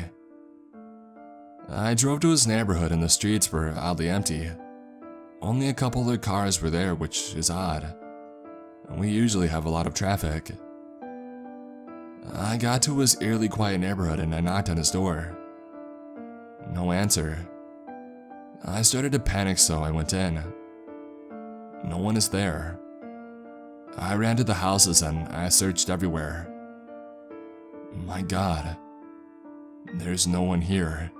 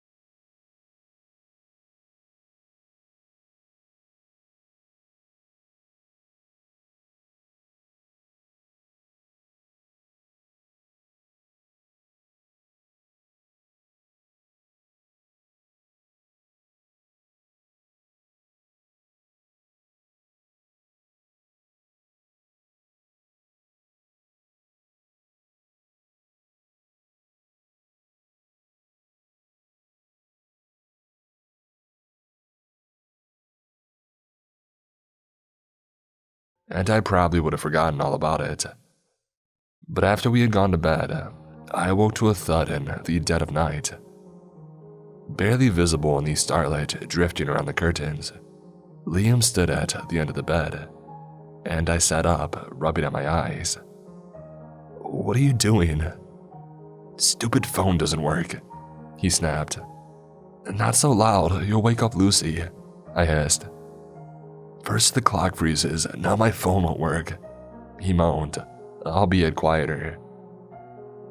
My eyes drifted to the floor where a dim rectangle of light was reflecting off the carpet. "Well, it's on now." Liam stopped pacing and turned around. As he scooped up the phone, its bright screen illuminated his face, wrinkled up in confusion. Must have knocked some sense into it. Using his phone screen as a light source, he walked out of the door towards the bathroom. "The clock definitely needs new batteries, though," he added in a whisper. Stretching over to his side of the bed, I reached over his pillow to the bedside table and lifted his alarm clock to face me. Its black face showed large crimson numbers on a digital display. 3:34 a.m. As I squinted at it through the darkness, it flickered to 3:35 a.m. It seemed to be working fine to me. I rolled over to my side of the bed and went back to sleep. It was my turn to take Lucy to school that day, and as I got her dressed, Liam made breakfast. It turns out that he had actually woken her up when he had thrown his phone, and he must have felt guilty since he made pancakes. They had always been Lucy's favorite, probably from one movie or another, and despite Liam's insistence that, "We're not Americans, we don't have pancakes for a bloody breakfast," he knew they were an easy way to make her happy. That was one thing that I can't fault my husband for. He did love our daughter. It wasn't often that he went out of his way to make her happy, but I suppose he tried when it mattered. But the next morning, he was in a foul mood. "Okay, now she's awake," he grunted sarcastically when I walked into the kitchen, fastening up my dressing gown. I ignored the comment. It wasn't like I had slept in overly long. Besides, it was a weekend. I braced myself for a tense breakfast, sat in frosty silence. But as I approached the worktop, my eyes fell on a black screen, covered in splintering hairline cracks. "What happened to your phone?" "It stopped working again," he said, ruffling his newspaper. "I tried knocking some sense into it like I did the other night, but it didn't work. Then I tried again, a bit harder. Too hard, apparently." "Well, that was stupid," I said matter-of-factly as I put the kettle on. Liam didn't say anything. He just folded up his newspaper, threw the last dregs of coffee down his throat, and left the room, probably more mad at himself than me. If he had been mad at me, he would have shot some comment back. He always did like to have the last word. His voice took on a sugary lilt as he bumped into Lucy in the hallway. "Morning, darling. Didn't wake you up again last night, did I?" "No, Daddy." I suppose I did find it a little strange that my husband had managed to smash his phone without waking either of us. But those thoughts were drowned out by the sheer idiocy of it. With both of us in a mood already, we avoided each other as best as we could. This was always a little bit harder on weekends, and just before we slept, we ended up bickering. "What's that?" I asked, as I saw him place something under his pillow. "A torch." I couldn't help but laugh. "What do you need a torch for?" "To see where I'm bloody going, if I wake up in the night again." "Well, maybe if you kept your anger in check, you'd still have your phone." "Maybe if you stopped criticizing me all the time, I wouldn't be so quick to anger." And as simple as that, we had descended into an argument that got increasingly personal and ended up with us both rolled over in bed, backs facing each other. When you're mad at someone, even the slightest thing can annoy you. The way that they huff out a breath through their nose, or the way that they tug at the sheets. Eventually, Liam started snoring. I wasn't far behind. I woke up the next day to an empty bed. I had assumed my husband would still be in a mood with me, but when I found him that morning, he was completely oblivious. Staring up at the clock above the fireplace, he clutched a collection of watches and alarm clocks in his arms. In the background, the news was on, but he had had it on mute. "Hey," he said as soon as I walked into the room. He actually seemed pleased to see me. "Can I look at your phone for a sec?" What are you doing?" "Just, what time is it?" I told him, and when he shook his head in exasperation, I showed him. "They can't all be wrong," he muttered, setting the bundle in his hands on top of the fireplace one by one. He left the alarm clock until last and grabbed it with both hands, raising it into the air to examine. "What are you doing, Liam?" I asked sleepily, making a point of taking my pink watch from his collection. "There was a power cut last night or something. I think there's been one every night." Even my torch didn't work. I shrugged. The clocks had batteries. A power cut wouldn't stop them. You're not listening, he said, shaking his head. Even my torch didn't work. Nothing worked. That's why my phone wasn't turning on. I tried yours last night and it wouldn't turn on either. You were going through my phone last night. No, he said. I was seeing if it worked and it didn't. Nothing did.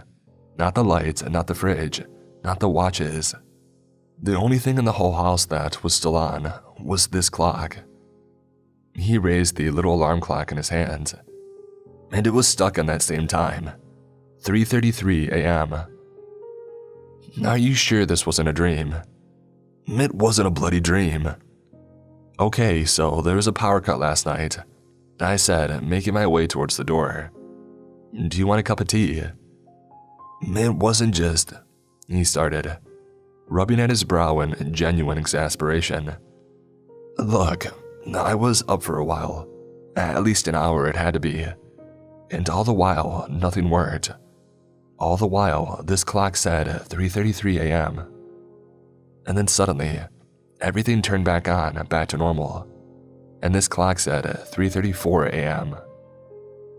So, what are you saying? He gestured wildly to the television, pointing at the little timer at the bottom of the screen and holding up the alarm clock to compare. They both matched to the minute. How could it be the same? Where has that time gone? His movements were so frantic. He looked like he was 2 steps away from frothing at the mouth. It must have been a dream, Liam. I don't know, call the electric board or something. See if they've had any power cuts. I'm making a cup of tea. It wasn't a dream. I heard him mutter as he knelt down in front of the TV, holding the alarm clock up to the screen and comparing times. I suppose that was the start of his obsession, but at least he was bearable that day. I could tell that it was occupying his mind, but he didn't mention it again. Until he woke me up, at least.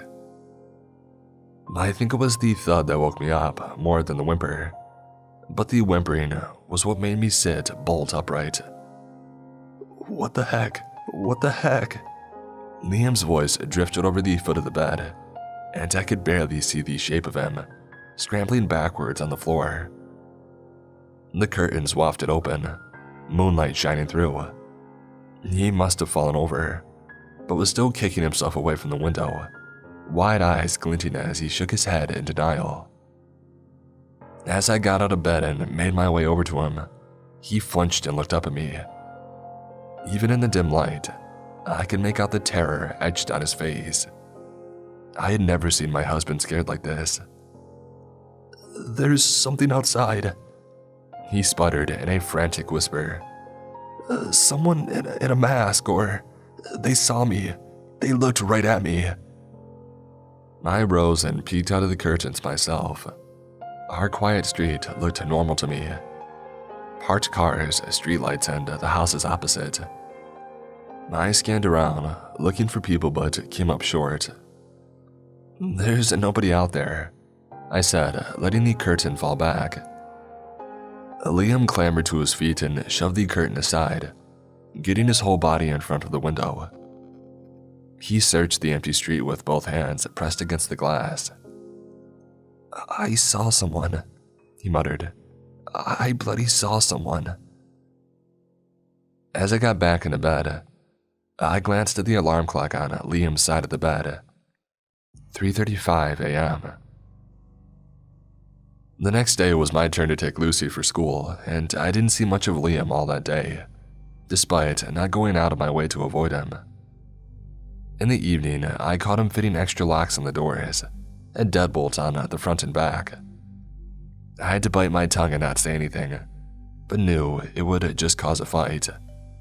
Besides, we lived in an okay neighborhood, but maybe a little bit of extra caution wouldn't go amiss. What if Liam had seen someone out there, looking to rob us or hurt us? I stirred that night to find the bed empty. A quick glance around the room told me Liam was elsewhere. Since I was already awake, I decided to go to the bathroom, and on the landing, I bumped into my husband, walking up the stairs. Even in the dim light, I could see him try to hide something behind his back. "What's that?" I asked before he could open his mouth. "Nothing," he muttered. I walked down the steps to see what he was hiding, but he twisted and grabbed my arm with his free hand. "Go to bed," he hissed. "What have you got? Is that a crowbar?" "It's nothing," he said, but dropped any pretense of hiding it now that I had guessed it correctly. The tool fell from his side, glinting in the darkness. "Go to bed." "You freaking psycho," I spat in disbelief, stepping away from him. "Well, it's a good job that I had it. Someone was trying to open our door. I must have scared them off." "What? Someone was trying to get inside?" "Yeah, I could hear them trying the handle." I had hoped that would have been the end of it, but I was sorely mistaken. Liam's nightly obsession only became worse and worse. He was tetchier than ever, snapping at the smallest thing. It was clear that he wasn't getting enough sleep, and if it wasn't for me urging him on, he would have been much later for work, if he went in at all. Not that I got any thanks for it. I became the object of his anger. What was happening was somehow my fault. I didn't believe him, and I wouldn't help him. "Wake me up then if it's so bad," I said one day. "Don't you think I've tried that? I've shook you, slapped you, but you won't wake up until it's over. Until he's gone." "Until who is gone?" I asked, cautiously processing what he was trying to tell me. He had slapped me. Subconsciously, I rubbed at my cheek. Surely I would have felt it if my husband had been slapping me in my sleep. Surely I would have a mark or even a bruise. Liam wasn't exactly a small man, but it also wasn't like him to hurt me. He could be a prick, sure, but he had never purposefully hurt me before. "Forget it," he muttered. The alarm woke me up, beeping in the darkness. As soon as I rose to turn it off, Liam's hand pressed it down to silence it. He was fully dressed and standing on his side of the bed.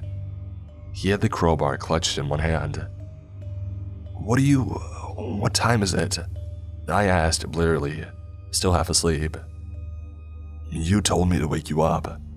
I can't do it once it starts, but maybe it'll work if you're awake before." He stalked towards the window and opened the curtain a crack with his crowbar, peeking through. "For God's sake, Liam." But I got up all the same. If it would keep him quiet and get him back to some normality, I would tolerate it. It was hard to believe that I found myself wanting the old Liam back. This new version was making me see how good we had it before. 3:32 a.m., the clock read. Standing on the other side of the curtain, I pulled it open and peered outside. Nothing except our quiet road, streetlights casting an artificial haze across asphalt pavement. A distant rumble of a car speeding along a connecting road, unseen. "So what am I looking for exactly?" I asked. Liam didn't reply, so I kept watching these streets outside. And watching. Shaking my head, I eventually pulled my head away from the curtain and turned to Liam. But he wasn't there. I looked around the room. He wasn't here at all. I had never heard him leave. A quick glance at the clock told me that it was 3:38 a.m. Deciding that it would be best to look for Liam before returning to bed, I crept out of the room. I eventually found him downstairs on the kitchen floor, hugging his knees and crying. Even despite my current mood for my husband, he looked so weak and fragile. I couldn't help but hug him. The crowbar lay on the tiled floor next to him. "I've made it so much worse," he croaked. "He's never got that close before." "What do you mean?" I asked quietly, wiping tears off his cheek. "Why did you leave the room?" You wouldn't move. You wouldn't answer me. I thought for sure you could see it too. But it was like you were sleeping with your eyes open, standing up. I came down here and saw him, right out there." He pointed to the kitchen window. "I glanced over but couldn't see anything through the darkness." Liam swallowed and spoke again, hands trembling. "I opened the window to yell at him, to scare him off, but it was like he was sliding towards me, but fast, being pulled through the gap that I was making, pulled inside. He was almost touching the glass by the time that I slammed it shut. He was..." Liam broke off and began crying again. "Oh God, I've made it so much worse." As I looked at the kitchen window, I did notice something. It was whisper faint and fading still. I stood and made my way to the window. If it wasn't for our neighbor's security lights in the background, I would have never made it out. But sure enough, on the window that my husband said he had opened was a faint smear of condensation, the kind hot breath makes on a cold surface. I wiped at it with my fingers, but it didn't come away. It was on the other side of the glass. As I watched it fade away, I tried to reassure myself. It couldn't have been breath marks from a person. It was too tall. They would have to be 7 feet tall or so to make marks like that. But it did unnerve me. Coupled with my husband's reaction, it was hard not to tremble a little myself.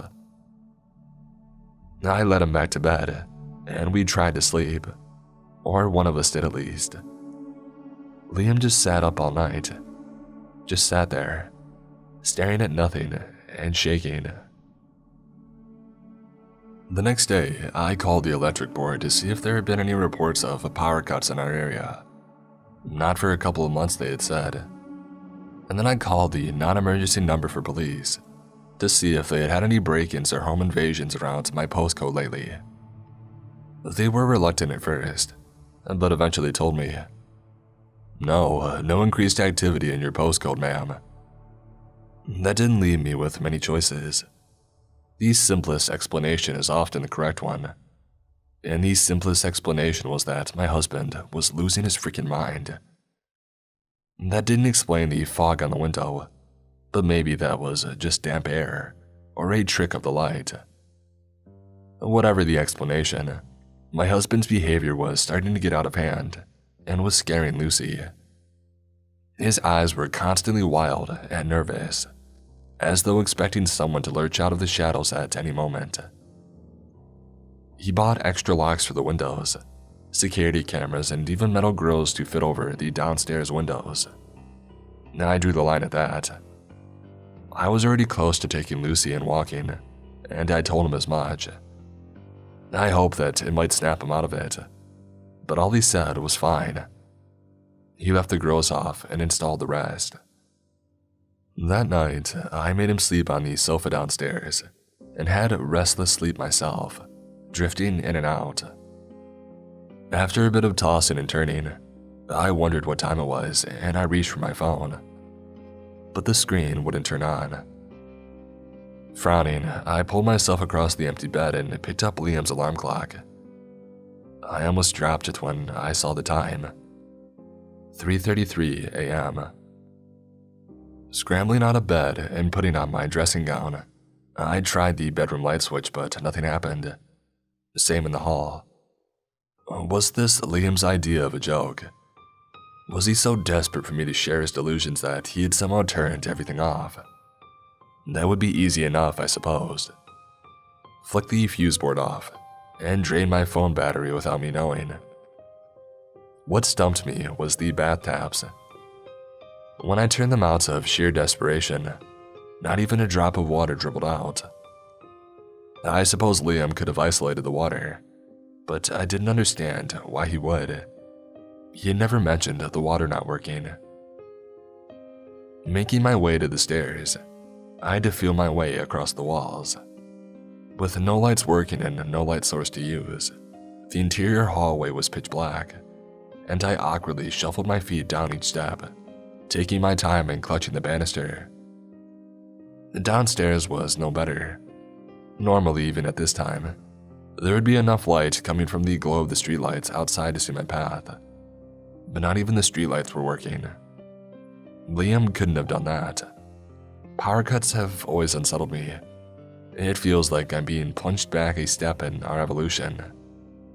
They shake you out of your daily life, and for a moment, you're an animal again. Afraid, powerless. We forget how much we rely on electricity, but power cuts always remind us. "Liam," I whispered. Even though I was afraid, I didn't want to wake Lucy. Hopefully, she could sleep right through it, at least until morning. I made my way through the kitchen, feeling for cabinets and door handles so I didn't smash into them. "Liam." Still no reply. But then, I was being quiet. Strangely, the fear which most crept into my mind was him attacking me with that stupid crowbar, mistaking me for an intruder. I tried again, raising my voice just beyond a strangled whisper. "Liam." Nothing. Maybe he was sleeping. It would be ironic if he had slept through this power cut, the first one that I had been awake for. In the living room, I could just see his silhouette, sat on the sofa, facing away from me. My eyes were just beginning to adjust to what little light there was, and as I stepped around the sofa, I could see he was awake, eyes open, staring forward. He gripped something tight in both hands. It was a hunting rifle. "Jesus Christ, Liam," I hissed. "What are you doing?" He didn't reply, just kept staring forwards, his breathing slow. "You know I hate that thing," I muttered, twisting to see what he was looking at. A window facing out into our garden. It was hard to tell with just a slither of moonlight to see, but it didn't look like anyone or anything was out there. Turning back to Liam, I took a hold of the gun and tried to pull it out of his grip. He didn't budge, not even the barest hint of emotion passed his face. Him and that stupid gun. He had told me that he had sold it after his last trip. I tried again, really trying now, bracing myself to wrench it as hard as I could. Again, Liam didn't even wobble. He didn't even look like he was tensing. "Well, I believe you now," I said, letting go of the weapon. "But I wish you would stop acting like this. Just tell me what's wrong." Liam said nothing, did nothing, not even so much as a frown. Even his breathing was the same, steady pace. I tried pulling him up, but it was like he was frozen solid. It began to scare me a little. "Liam?" I asked, genuinely worried. Still no reply. As I looked closer, I realized something. Liam wasn't blinking. I took him by the shoulders and tried to shake him, but he didn't even wobble. It was like trying to push a wall. And that's when I remembered what he had said the time he had woken me up with the alarm. "It was like you were sleeping with your eyes open." His words echoed in my mind, and a thought gripped me. One way to test if he was pretending. I raised a finger to his face and slowly, carefully brought it to his eye. My finger pressed into the white of his eyeball, wet and squishy. Liam didn't so much as blink. I took an involuntary step back and clasped a hand over my mouth. Liam's body was here, but he wasn't. Sleeping with his eyes open. Comatose. Collapsing on the chair in front of him, my mind raced. Was this what he had been going through? Every night. Trapped in this place where nothing worked, alone.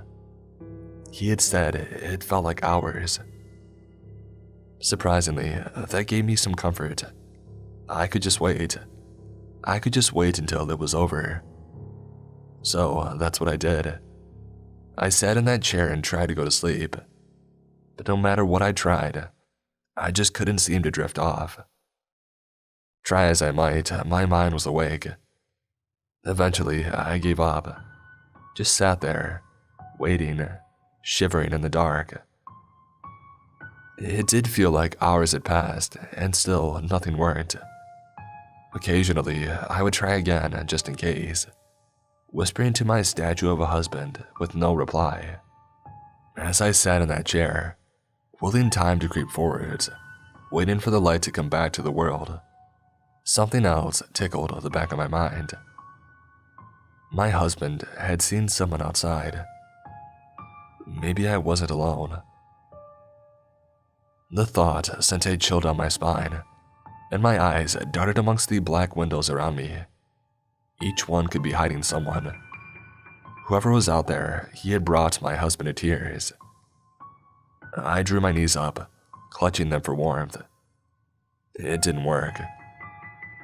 Goosebumps prickled my skin, and I wished my husband would say something. Anything. The way that he stared at the window behind me with such intensity made me keep checking over my shoulder. Faced with an eternal wait and just my husband's vacant body for company, my glances to each window became increasingly desperate. Part of me wanted to see something. Just see something and have it done with. How long had I sat there? 4 hours, maybe 5. I decided to stand to stretch my legs and warm up, if anything. Creeping to the garden window my husband was facing, I gave a long, considering search amongst the dark, rustling leaves outside, but I couldn't see anything. Whether it was paranoia or something else, it felt like someone was watching me through the windows. They made me feel vulnerable, exposed.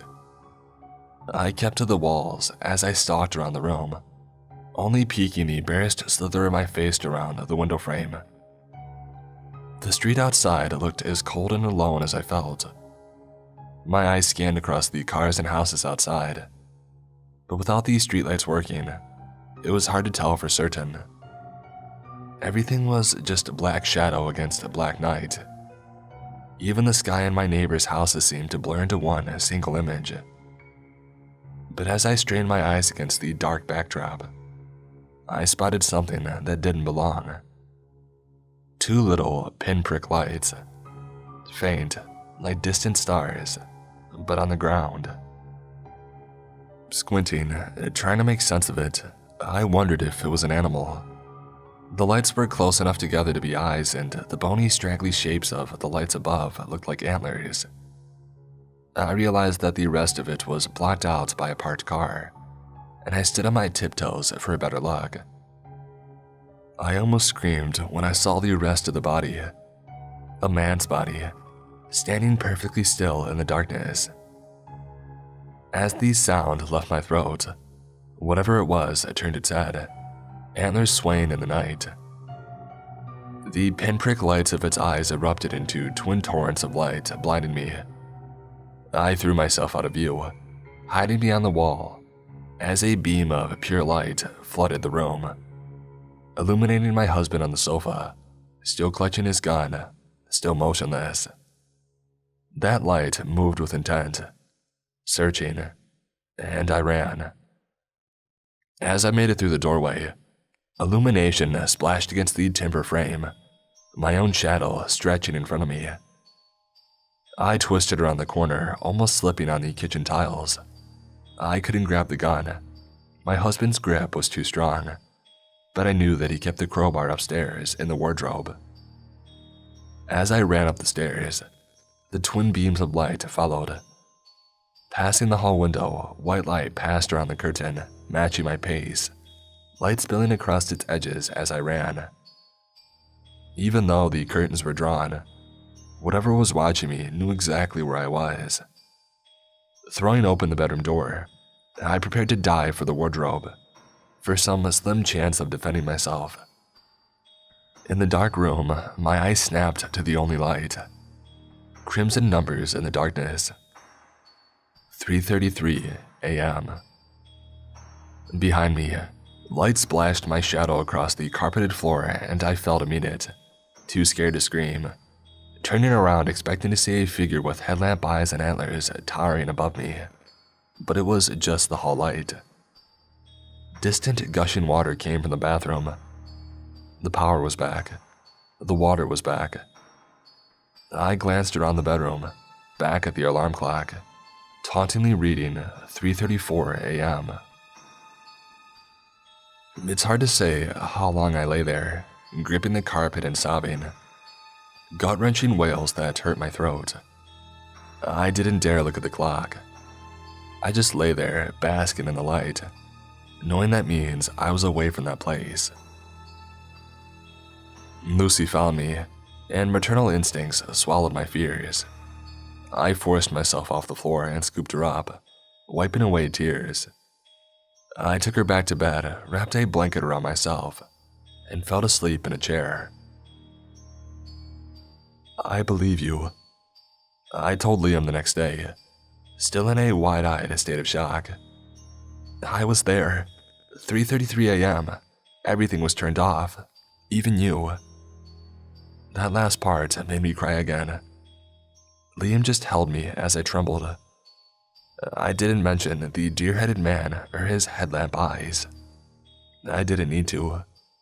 Liam had seen him too. We both called in sick, and this time I said nothing when Liam fit the window grills. I even let him bring the hunting rifle into the bedroom. He propped it up against the wall, and we both lay awake all night, staring at the ceiling, waiting. At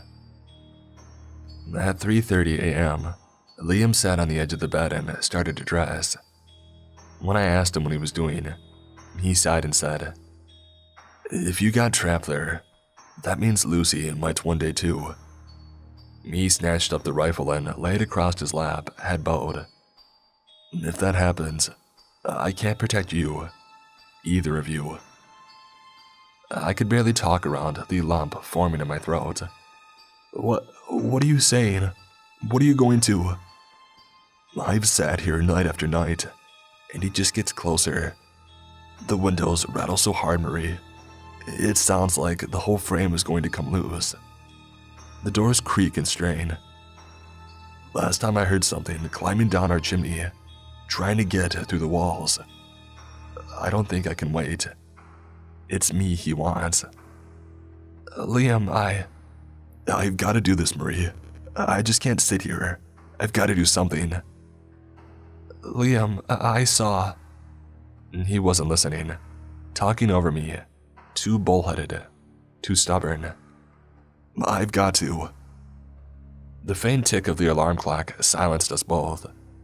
Our heads snapped towards it in unison. 3:33 a.m.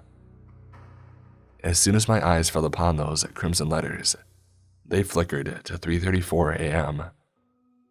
And when I turned back, Liam was gone. In his place, a note. "I have to find out, Marie. I have to end it. Can't go on like this. I still love you, even if you don't love me back. Look after Lucy. If you wake up at 3:33 a.m., don't look outside." I crumbled the note and ran, searching through the house for him. "Liam," I cried. "Liam, I saw him too." But my husband was gone. Front door open, cold night air spilling in. Car on the drive, clothes in the wardrobe. The only thing he took was his gun. The next day was a sleep-deprived blur of police calls, family calls, and tears. And all the while I watched the clock tick closer, second by second, creeping towards that time I was now more afraid of than anything. Well, almost anything. Liam was right. I had to protect Lucy. I could not let her experience that place. I just couldn't. And so I tucked her in bed and waited. Out of sheer exhaustion, I actually fell asleep. But when I woke, it was still pitch black. I didn't need to look at the clock with its crimson numbers to know what time it was. Outside, the wind howled. A garden gate battered open and shut. I wrapped myself tight in my sheet and tried not to think about what Liam had said, about rattling windows and something climbing down the chimney. But there was a faint glow coming from behind the curtains. These streetlights were still on then. I snatched up my phone, but it wouldn't turn on. The wind swirled and raged, and with a creeping dread, I remembered our streetlights cast an orange haze, not a pure, perfect white one. I knew in my bones what was casting that light.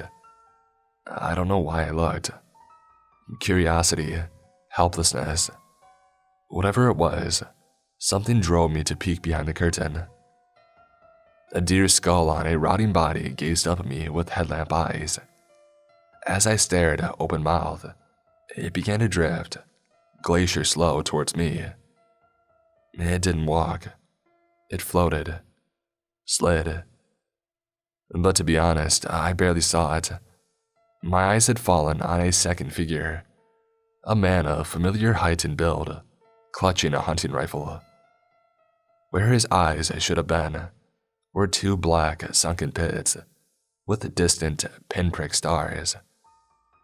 His head tilted, snapped towards me. Those pits swelled into headlamps, high beams on a car, a lighthouse in the night, a spotlight on the stage. My eyes burnt, but I couldn't pull away. Liam raised the rifle, pointed it right at me. Tick. I staggered back. Streetlights flooded the road with an orange haze. The wind died to a murmur. Liam and that thing were gone. The clock read 3:34 a.m. That was last night. The police have a guard posted outside. They think that I'm worried about my husband coming back. I suppose in a way that I am. But they could post 1,000 guards outside and it wouldn't make a difference. None of them will be awake at 3:33 a.m. It won't stop. Now I've seen that thing outside. I know it's just going to get worse. Each night a little closer. Each night a little stronger. Liam didn't slow it down. He just gave it a way in.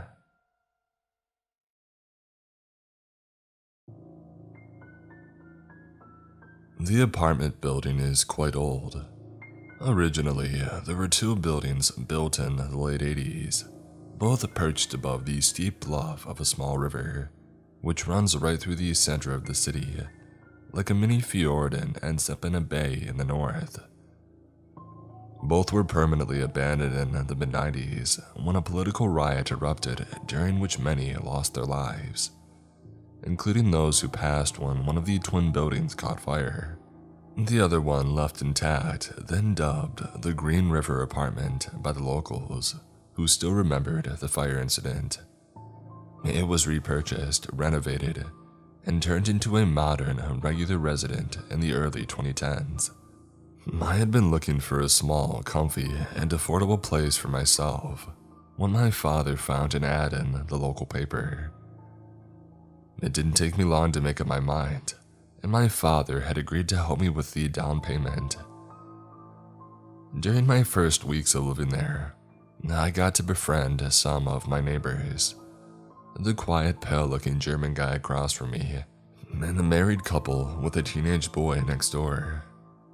The German guy mostly keeps to himself though, but he sometimes has friends over every Saturday night.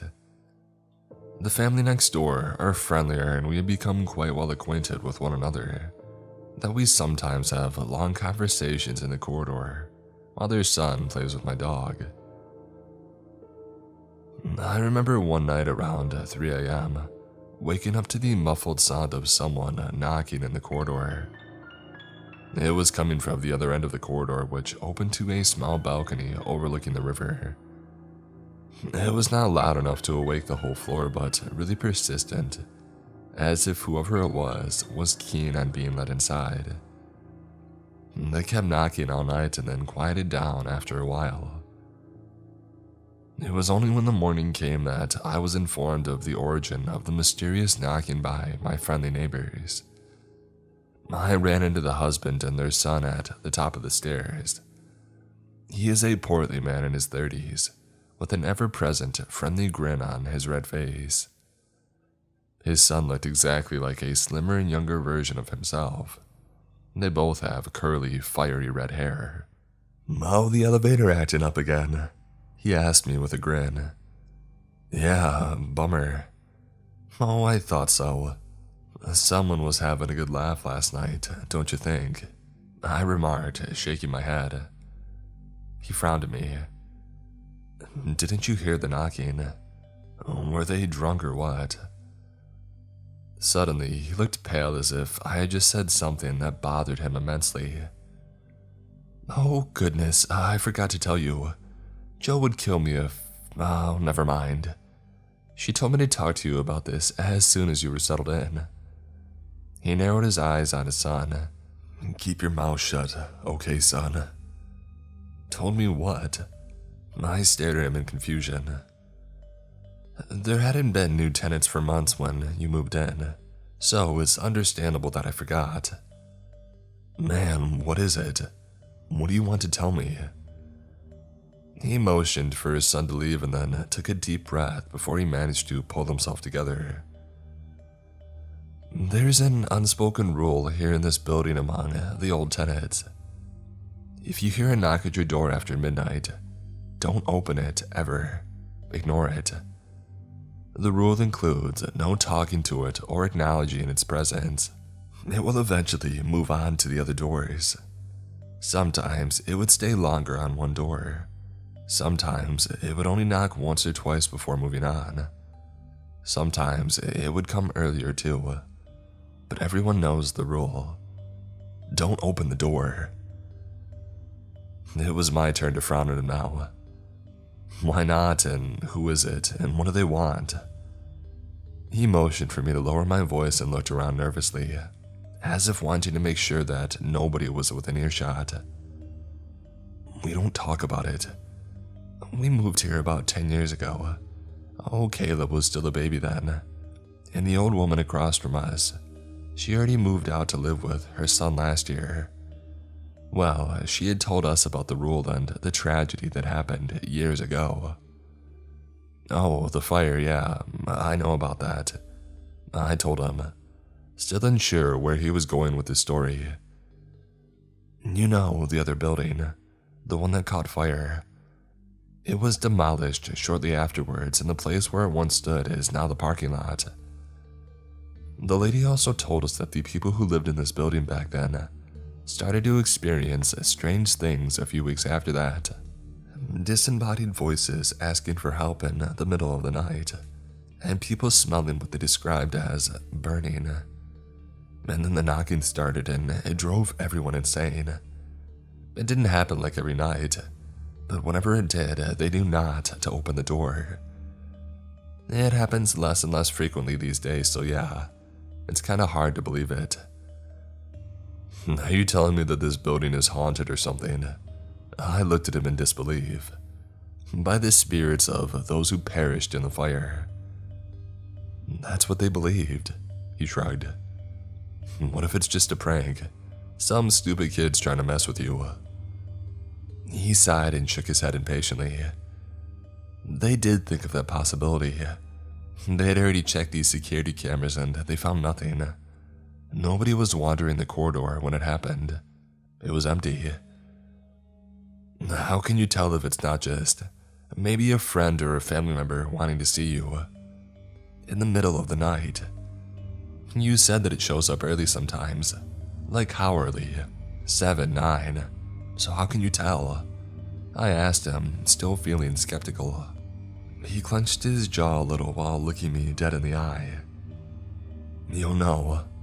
You'll hear," he replied mysteriously. "Have any of you ever opened the door to see who or what it was?" "Yes." "Who, and what happened?" He opened his mouth and paused, and glancing out the window toward the parking lot, which looked almost deserted with only a handful of cars soaking up the morning sun. Okay, Joe doesn't want me to tell you this, but you need to know. It happened last year. It was shortly after midnight. I was about to fall asleep when I heard a blood-curdling scream coming from the new tenant next to us. The poor guy had just moved in a week before, and nobody had bothered to warn him. Those idiots. We would have, but we had been away visiting Joe's parents in Denver. We found him kneeling on the floor in his doorway, shaking all over, sobbing like a little girl, his door wide open. We asked him what was wrong, but all he could say was that it was coming to get him, and that he was going to die. He moved out the following morning. I haven't heard from him since then. It's my apartment, wasn't it? I asked him. He gave me a look that was meant to say that he was sorry and he didn't mean to scare me. Has anyone told the landlord about this? I pressed him. Told him what? That a restless ghost is haunting the building. He let out a mirthless laugh. He wouldn't even care if this whole building were infested by a herd of zombies. That old cow. Well, you just told me that this building is haunted by some restless ghost and it's been disturbing the peace. Ghost, he corrected me. Listen, man, you don't believe it, fine. But don't you start pulling a Sherlock on it now. Ignore it if you ever hear it. Whatever it is, it means more harm than good. Don't invite it in.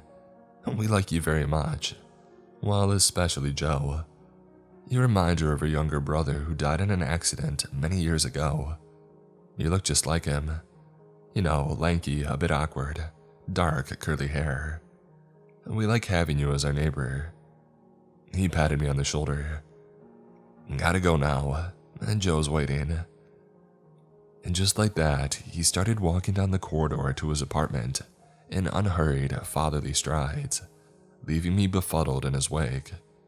Not knowing what to make of what he had just told me, I decided to brush it off as people being paranoid due to living next to a phantom building where many lives were lost.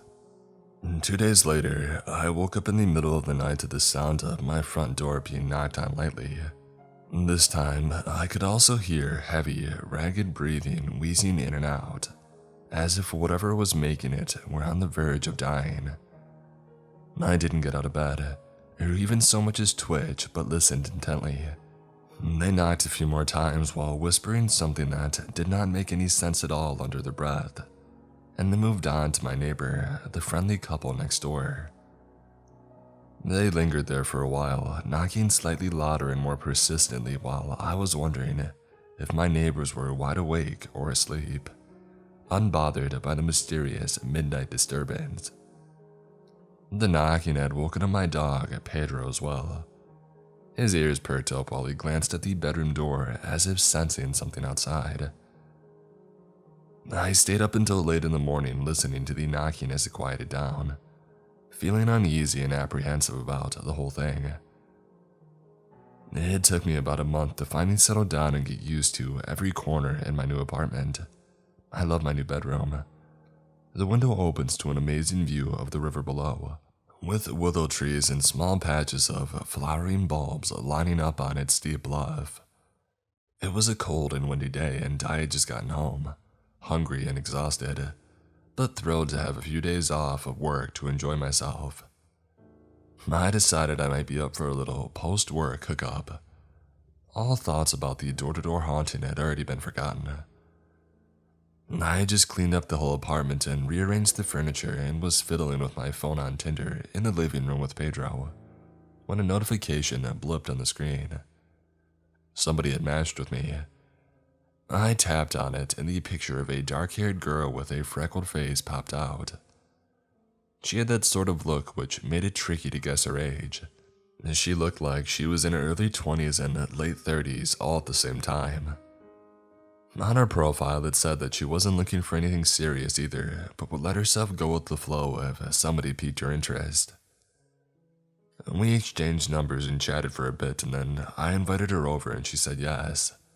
I was so excited that I hopped off the couch, heeled off my shoes, and stormed into the shower immediately. It was 20 minutes past 10. Exactly 35 minutes later, I heard a light knock at the door, Mating call. Coming. I tried to sound like I hadn't been too excited waiting for her to arrive, just in case she decided that I was a loser.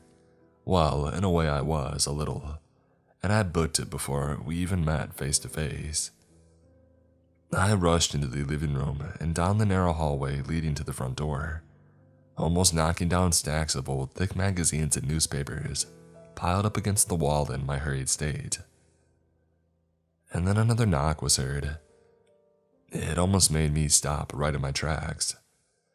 It sounded hollow and flat. For a split second, my neighbor's warning from the other day flashed into my head, but I chose to ignore it. I was expecting a guest anyway. I swung the door open, trying not to grin like an idiot, and saw nothing. The long corridor outside looked eerily empty and deserted. No pretty brunette standing in front of my door, beaming up at me, which I'd been imagining for the last few minutes. Well, that's weird, I thought to myself, stepping out into the corridor. I left the door ajar behind me and walked towards the elevator. The digital display told me that the cars were still on the ground floor. Nobody had used the elevator. A gust of cold night breeze blew in through the open balcony, and I began to shiver a little. It was more unpleasant than invigorating. Who the heck had knocked at my door? A ghost. I felt chills which had nothing to do with the cold night air, and I shrugged it off. I was about to step back inside when I heard Pedro let out a shrill, angry bark that I had never heard him make before from somewhere in the kitchen. He barked again louder and whimpered, and then I saw him poke his head out from behind the sofa in the living room, as if checking if I was there with him. As soon as he saw me, he instantly scampered across the hallway and ducked in between my legs. "Hey buddy, what's wrong with you?" I picked him up and kicked the door shut behind me and then walked back into the living room. "Nervous about our guest too, huh? You want some snacks?" I grabbed his empty Donald Duck plate from under my desk in the corner and filled it with his favorite meal. He sniffed it a little and then turned his head to look at me confused, and he started whimpering again. "What? Please, buddy, not now." He scurried under my desk and let out a long, sad howl which made me scratch my head in confusion. He seemed a bit on edge for some reasons, and I had no idea what had caused it. I sighed and proceeded to crouch down on the floor and reach out to give him a reassuring pat on his head.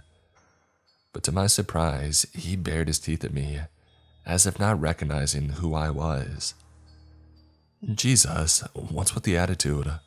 Been sniffing my shoe polish again, have we? I shook my head at him in disapproval, but he ignored me and kept glancing back and forth into the hallway and over my shoulder toward the kitchen. "For God's sake, are we going to do this all night?" I scolded him. "Go to your room now." I stood back up and narrowed my eyes at him. He took a last glance into the kitchen, ducked out from under the desk, and again, to my surprise, rounded the big table in the middle of the room, which took him a bit longer to get to the bedroom, instead of making it through the narrow space between the long sofa and the kitchen doorway. I spent a few seconds staring into the enclosed darkness within the kitchen, feeling befuddled, and proceeded to make my way across the living room, when somebody knocked on my door again for the second time that night. Having completely forgotten about my day plan, I shuffled quickly into the hallway, ready to teach whoever it was a lesson that they would never forget. I opened the door, and to my surprise, found myself standing face to face with a dark-haired girl in a periwinkle sweater and jeans. I must have looked like I was about to attack someone because she raised her eyebrows quizzically at me and shrugged. "Hi, I'm Julia," she greeted me casually. "Changed your mind already?" She continued with a subtle hint of uncertainty mixed with humor. She didn't sound like what I had expected.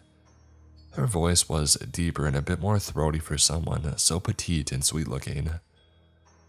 "Oh, no, it's the kid next door was pulling a prank on me, and getting on my nerves, really. I explained myself and contorted my face into a friendly yet awkward smile at the speed of light, which I was pretty sure made me look like Bruce, the well-meaning shark from Finding Nemo. I thought it was him knocking at my door again. "Oh, you're expecting another guest?" she asked again, amused. "No, God, no, it's not like that. Sometimes the kid next door loves to play pranks on the people who live in this building." I rolled my eyes and she let out a really cute laugh, which kind of reminded me of a sexy anime character from a TV show that I used to watch a lot growing up. I opened the door wider to let her in, but suddenly a loud growl, followed by a long, guttural bark, erupted through the hallway. Pedro was standing on the threshold of the bedroom, barking his head off.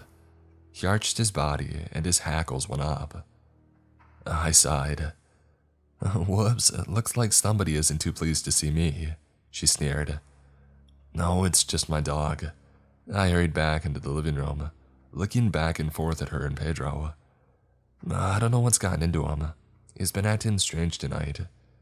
Come in and please shut the door again." I stared at my dog in frustration. He stopped barking and started to whimper as I clenched my mouth and gave him a scrutinizing look. "What did I tell you about being a good boy when we have a guest over?" I fretted, shaking my head in disbelief. "Go to bed and don't come out until I say so." Again, he let out a low whining noise but slowly retreated inside. "I'm really sorry, I stared into the hallway and gasped in surprise. The front door was still open, but Julia was nowhere to be seen. "Hello? Julia?" I hurried back to the front door, feeling a bit hurt and confused. But she was gone. I looked around the now empty corridor, and the metallic clanking and groaning of the elevator descending told me that it was no use chasing after her. I stepped back inside and kicked the door shut in frustration. She must have thought that I was one of those weirdos who spent most of their time talking to their dogs and decided to book it at the last minute. I stormed into my bedroom to find Pedro lying in bed looking up at me with those big brown eyes of his. I huffed and raised a finger at his face. "That wasn't nice, young man. Not nice at all." I lowered my voice so he knew that I was angry at him. "Of all the times you've chosen to be bad, why now? When I was about to, And then somewhere in the hallway, several dull thuds echoed off the walls. I froze instantly. Somebody was in my apartment. "Stay there," I say to Pedro in a barely audible whisper. He just stood there on the bed in silence, as if understanding the magnitude of the situation we were in. I tiptoed into the living room, trying not to make any noise and alert the intruder. The living room was eerily silent and empty, devoid of any sign of trespassing. I stared into the darkened, long hallway and saw the heavy stacks of magazines scattered on the floor, as if somebody had just knocked them off in their haste to get inside. But the door was still closed. "Hello?" I called out hesitantly. I started to walk across the living room towards the magazines, but then I felt a gust of air on my back, as if somebody was darting past behind me. I yelped and instantly whirled around to see nothing. The kitchen was dark, a square-shaped mass of blackness engraved into the white wall. My breathing grew louder as I walked slowly towards the dark opening, squinting my eyes to catch the slightest movement or outline of something hiding in there. Deciding to end this terror quickly once and for all, I stepped inside and lunged for the light switch in the far corner, already feeling creeped out. And right before I flicked it on, I sensed movement off to my right, and then something cold and wet brushed against the tips of my fingers. I gasped and cringed away in great terror as bright, blinding light flooded the whole kitchen. I stood there bewildered, scanning the whole room, looking for anything out of the ordinary, my heart thumping in my chest, a chill running down my spine. What the heck? There would have been a little chance of not being seen in such a small room if somebody had been there, now wouldn't there?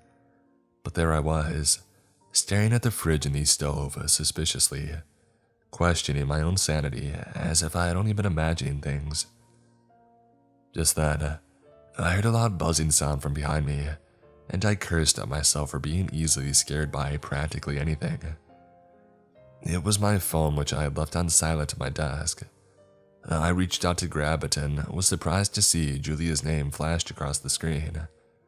I picked it up, still feeling awkward about her abruptly leaving, but also confused and creeped out by what had just happened.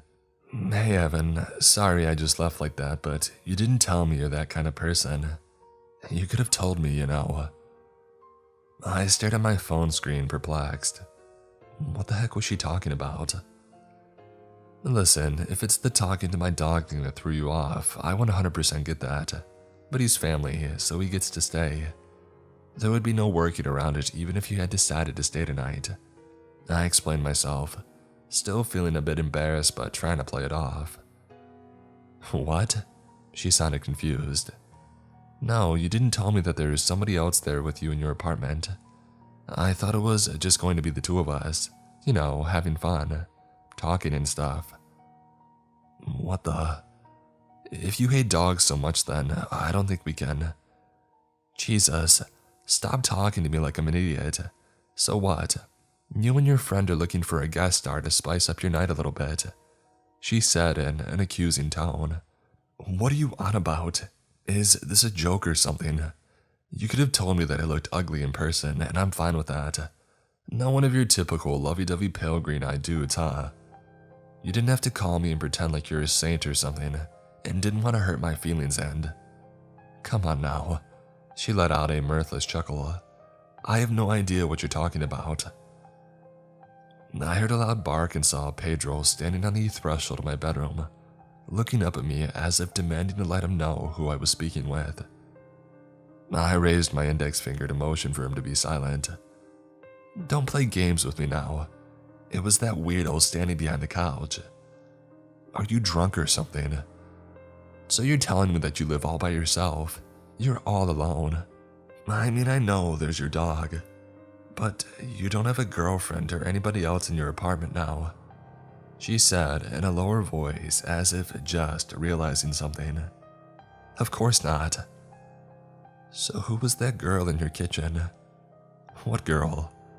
The one wearing the dark sunglasses. Her voice trailed off. I could only hear her raspy and heavy breath on the other line for a few seconds. My God.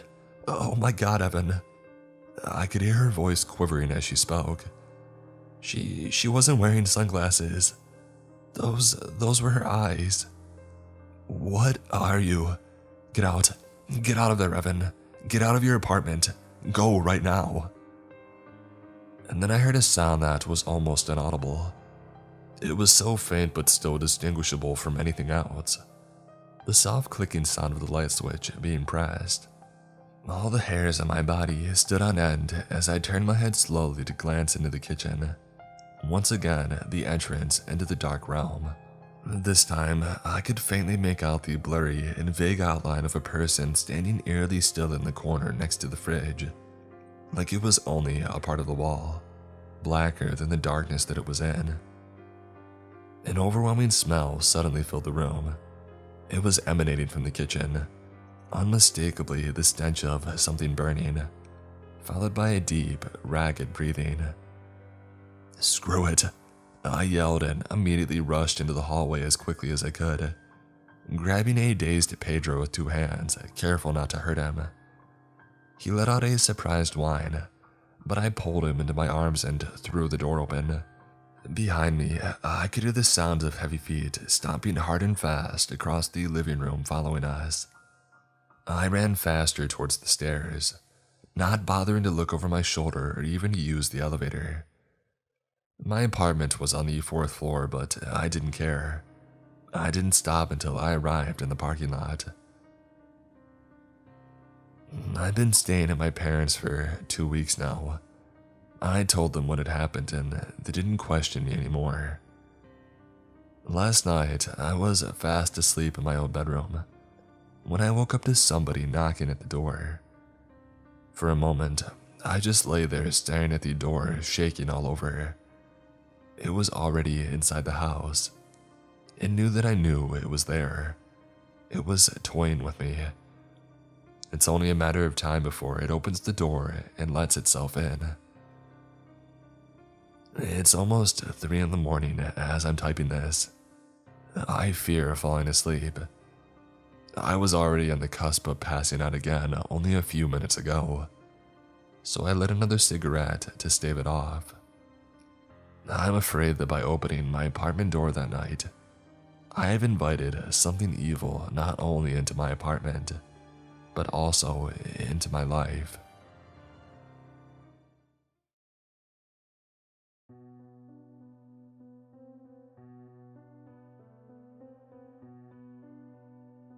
My parents were born in Illinois and then moved to Texas in 2000. I was then born in Texas a couple years later and lived there for almost a decade. And then we moved to Arkansas, lived there for 6 years. And recently, I know, we just relocated to Northern Virginia in the beginning of June. So you could say that I've seriously been all over. I'm a sophomore in high school and I love to stay up till almost 1 or 2 every morning. Sometimes I'll just have snacks, draw, or watch YouTube and somehow get into some weird crap. Like watching somebody smash a wasp nest in slow motion. One thing though is that every night I always had this weird thing to not really stay up past 2 a.m. I heavily believe in other worlds and I really don't favor to stay up until 3 a.m. I've always felt that I have a slight sixth sense, and I've never messed with anything that will contact the other side. It's weird, so I just set up this rule that I go to bed at 2 a.m. or sometime before. Our new house here in Virginia isn't anything to gawk at. My mother was always with the latest style and fashion. She's seriously considering becoming an interior designer. She absolutely despises the house with a passion. It is nowhere close to meeting her standards. We live in a patio home, basically a townhouse but much bigger, with 3 stories, a basement, a main floor, and an upstairs. Nothing really has been out of the ordinary at all. It's really a comforting home, which is why I'm so concerned and scared. Every night at some point after 2 a.m., my left window opens, the entire way up. By the time I wake up around 7 a.m., my curtains are going berserk, flying every which way from being exposed to the wind for around 5 hours. I'll get up, now at this point annoyed from this continuous pattern, and slam it shut. We unfortunately haven't installed an alarm system yet, so at this rate, nothing is scaring it off. And I sleep heavy, so. That, even though it sounds crazy, I always brushed it off. It's cool in the nights here, so it's not a bad thing. Last night though, it caught me so off guard, which is why I'm seriously considering calling the police and my parents. I finally woke up last night to my window slamming shut. I shot up out of bed so fast, it had to have echoed throughout the house. There were pools of sweat covering my body as if I was having a nightmare, but I had absolutely no recollection to anything that disrupted my sleep. I must have stared at my window for 10 minutes before I got the courage to check out what the heck had happened. I walked over to the light at my desk, switched it on, and immediately glanced back to my left window, only to notice my carpet by the window was now accompanied by such a tattered and sad-looking box. I raised my eyebrows and called as shy and faint. Hello?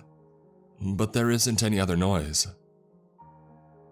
I take a breather and I try to tell myself that I'm just having a horrible nightmare from the midnight snack that I ate. Again, I was frozen in my spot. My legs were starting to wobble and my feet were starting to get that feeling of being numb due to falling asleep. I walk over and I sit down right in front of the box.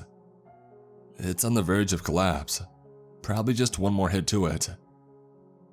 It's brown and has no label present anywhere on the outside.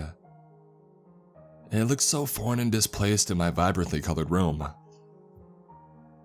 I didn't even realize that I'm holding my breath until my hands are on the lid and the top is almost all the way off. And I don't even want to begin to explain what was held on the inside. It smelled like absolute death, because it was. Inside was a dead crow, rust and dried blood everywhere, as if it was murdered in the box.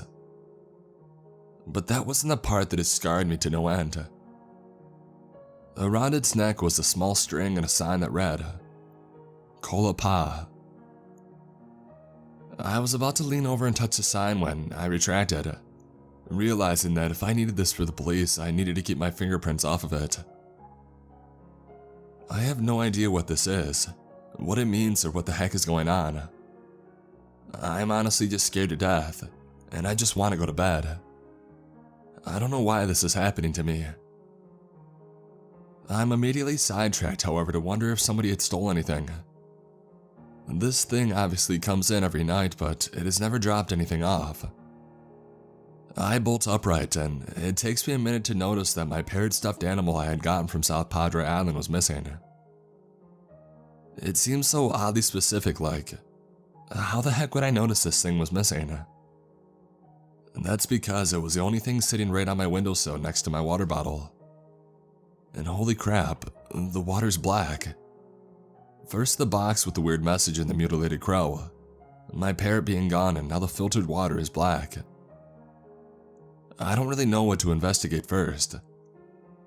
The one thing that I have noticed though is that the only thing that was stolen was my parrot. It had placed a crow in the box. Maybe it has a thing for birds? It still doesn't all add up. I check the time and it reads 3:03 a.m. Meaning right after I fall asleep before at 2, the thing comes. The thing could be watching me until I wake up for all I know. The next morning I approached my parents about the situation that had happened, and I got 2 very different reactions. My dad, for one, really doesn't believe in the paranormal or anything mythological for that matter. When I talk about ghost theories, he'll excuse himself from the table and not want to talk about it. And my mother, however, absolutely loves the stuff. She loves reading ghost stories and watching all the horror movies that she can, and even sharing experiences she had when she was younger. So when my mom didn't say anything and was eerily calm while I was telling my experience, it kind of freaked me out. Normally she's the paranormal fanatic, and I was taken aback by how normal this story seemed to her. My dad, on the other hand, made me want to puke. I will never forget the absolute horror just written all over his face. He has such a strong exterior, and he never gets scared by a single thing. He's such a strong and fearless person. But it had switched so fast from a big smile to looking like he had just seen his own daughter get murdered right in front of him. He was white as a sheet and would not move an inch. Mouth wide agape and his legs shaking from being shoved together so hard. All the while my mom says, "It's okay, nothing to worry about. Just your night terrors, nothing to worry about, you're alive. It's all okay." They were both worrying me. They had reverse reactions of what I thought they would have. My dad, I thought, would just brush it off and act like I'm stupid and say, "Oh Lord, that stuff isn't real." Yet my mom took that reaction, even though I thought she would be freaking out about something from another world. "So we can call the police." I can't explain to you this tension and heaviness that immediately overtook the entire living room. My dad shut his mouth and his legs had stopped shaking. My mother shut her mouth and stopped talking. They each took a breather, and my dad finally got the wool to move and set his hands on my shoulders. He looked me dead in the eye and he said, "No, if we do that, it will only get angrier." And then they both got up and walked back up to their bedroom. I'm left to fend and figure out this on my own thoughts. My parents clearly know something I don't and are not fans of helping me anytime soon, as well as the police. Looks like I'm out of luck there with their help. Some of you also mentioned cameras and staying up or setting my alarm to see this thing. I have a Canon video camera and set it up on my tripod this morning so I can start it at exactly 2 a.m., as it only has an hour and a half left of footage on the SD card. And if that doesn't work, I installed this app on my phone that picks up any noises during the night that seem foreign and unfamiliar. Also, my room is actually on the 3rd floor at the very front of the house, and my window is locked every single night. But somehow that doesn't stop it though, and it opens it with ease. It is a very high drop if you measure from the floor to the top of the window, which makes the whole situation seem harder to figure out. But it also leads me to other questions. My window, since it's in the very front of the house, faces out to the rest of our neighborhood. There are patio homes all up and down the street, and the entire neighborhood contains a couple thousand homes. It's a country club, but not gated. So the patio home across the street has got to see something, right? Someone has got to see something coming to my window every single night. Since my window is so high up too, whatever this thing is has to carry phenomenal climbing or flying skills, and to be able to open up locked things. There's no way a human being can get up here. I don't think anyone would want to climb a ladder that high every single night at 2 AM just for kicks. It doesn't seem plausible. I also took a closer look at the crow on the sign. Kalapai stands for look at. Maybe I should actually look at this thing. Look at the crow. I'm not really sure, and since the police aren't coming anytime soon, I grabbed gloves to examine it better. And then I wondered, since bringing in a single dead crow didn't make any sense, what if it just has a thing for dead animals in general? Maybe he'll bring a different animal every night. I guess we'll see. I also took a look at the water bottle. It seemed completely normal, and just tinted black and oddly warm, until I removed the cap and I took a whiff. My God, it smelled purely of what I can only describe as rotten eggs. I looked this up and it said that this could be the cause of water being hot.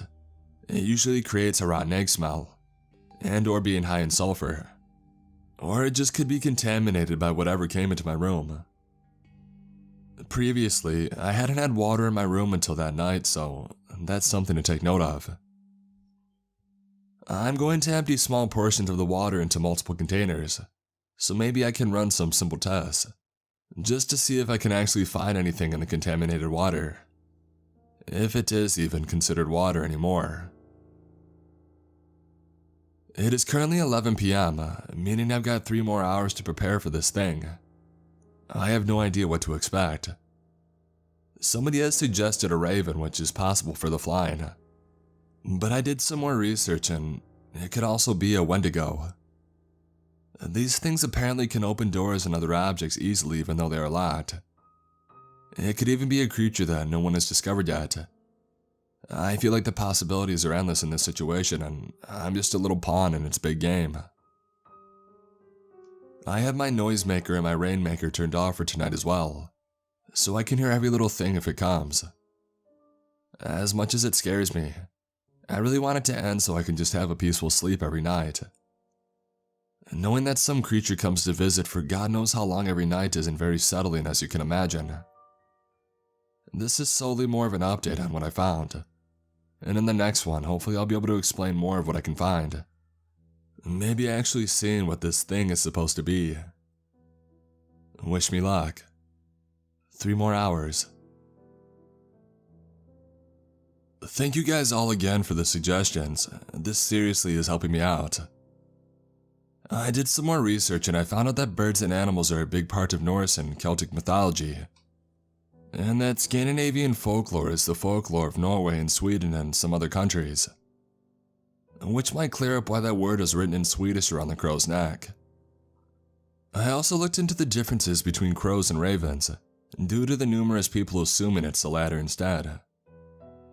I didn't realize how similar they looked, and their minor differences between the two are quite hard to notice if you're not an expert with birds.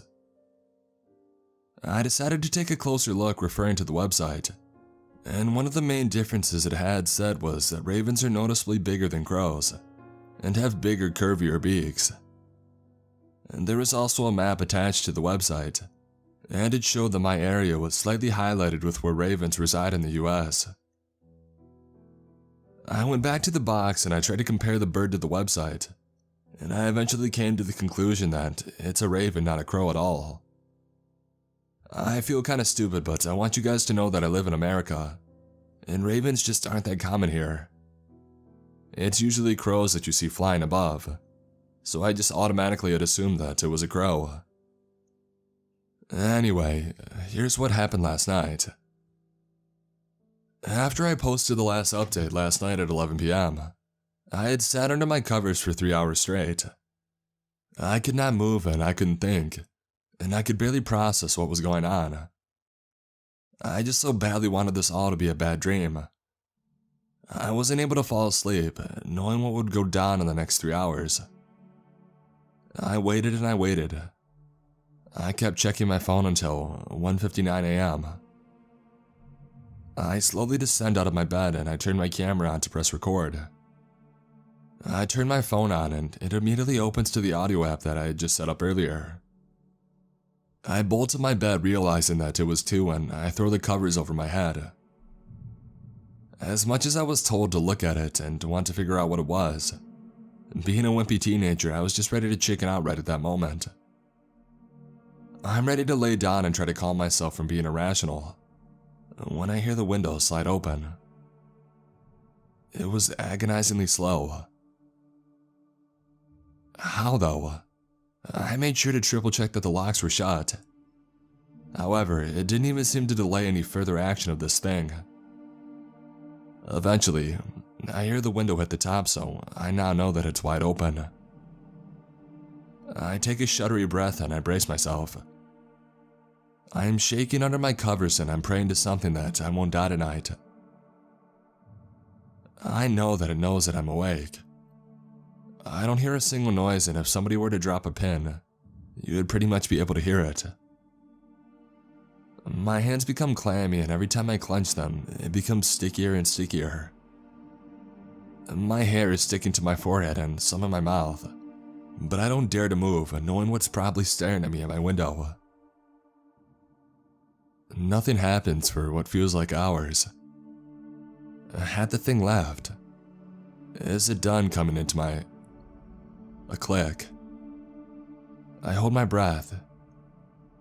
That was the sound that the video camera makes when somebody presses the end button. And then a crash. And that was the sound of my tripod hitting the floor.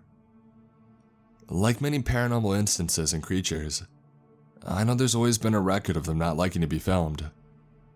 Maybe it knew.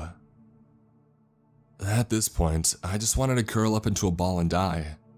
I didn't even care at this point. I just want to be out of this situation and completely forget this entire scenario altogether. Tears are slowly cascading down my cheeks, but I quickly wipe them off and I toughen up. This thing obviously won't hurt me as it comes in every night. So you know what I do? I rip off my covers out of pure confidence and adrenaline, and my confidence shot down so fast. In front of me was a massive creature.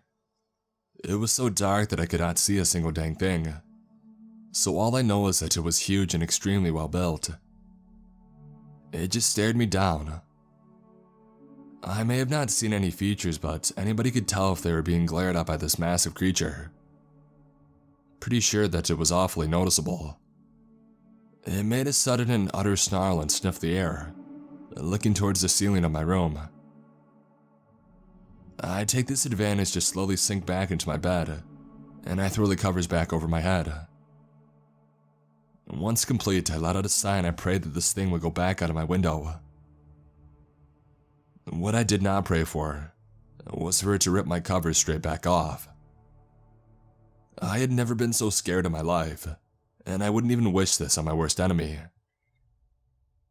It was still staring at me, like it could see into my soul. I honestly was glad that I couldn't see any of its features and just a mass shadow.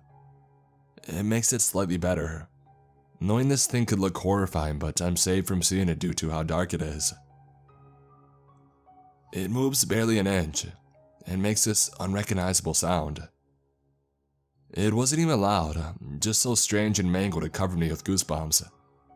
But still, it just continued to stare at me.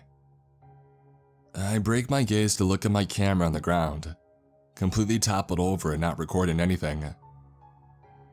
The beast snarls. I whip my head so fast back to the thing, I at this point am done with tonight. The sight of this thing could make anybody faint, and I just wanted to leave.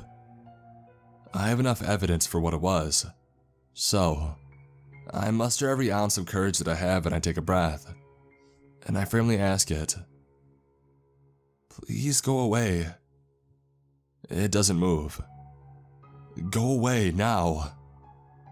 It steps the slightest bit closer. "Do you even understand me?" "Yes." It spoke in a soft and disgruntled tone, but you could barely tell. It was so gravelly and non-human sounded it would probably seem like a hard grunt if you weren't really listening. I about melted into myself. Somehow, I jumped up and I bolted out of my room, not looking back. As far as I remember, I was so tired that I couldn't tell what was real and wasn't. I ran downstairs into the living room and I cowered into the couch. I put on the TV and I was wide awake for the next few hours. But when I finally started to drift off, I swore that I saw something standing on the top of the stairs, watching every single move that I made. I think I just invited this thing into the entire house and not just my room. I woke up on the couch the next morning, startled from what had happened the previous night. I knew that my parents knew something about this and they were hiding it from me. Since we had just relocated, we've lately still been moving things around and unpacking boxes left and right. So I took this advantage to casually bring up the conversation while bringing clothes up to my mother's room. I started with small talk. I did want the answers urgently. However, I didn't want to spring the question on them. It might have drove them farther away from telling the actual truth. I did eventually get to the question though. Why is that thing so invested in me every night? I have to know, please. They both stopped their movements and my mom dropped all the clothes she was holding onto the floor. "Mom, you don't need to know." My dad stayed silent.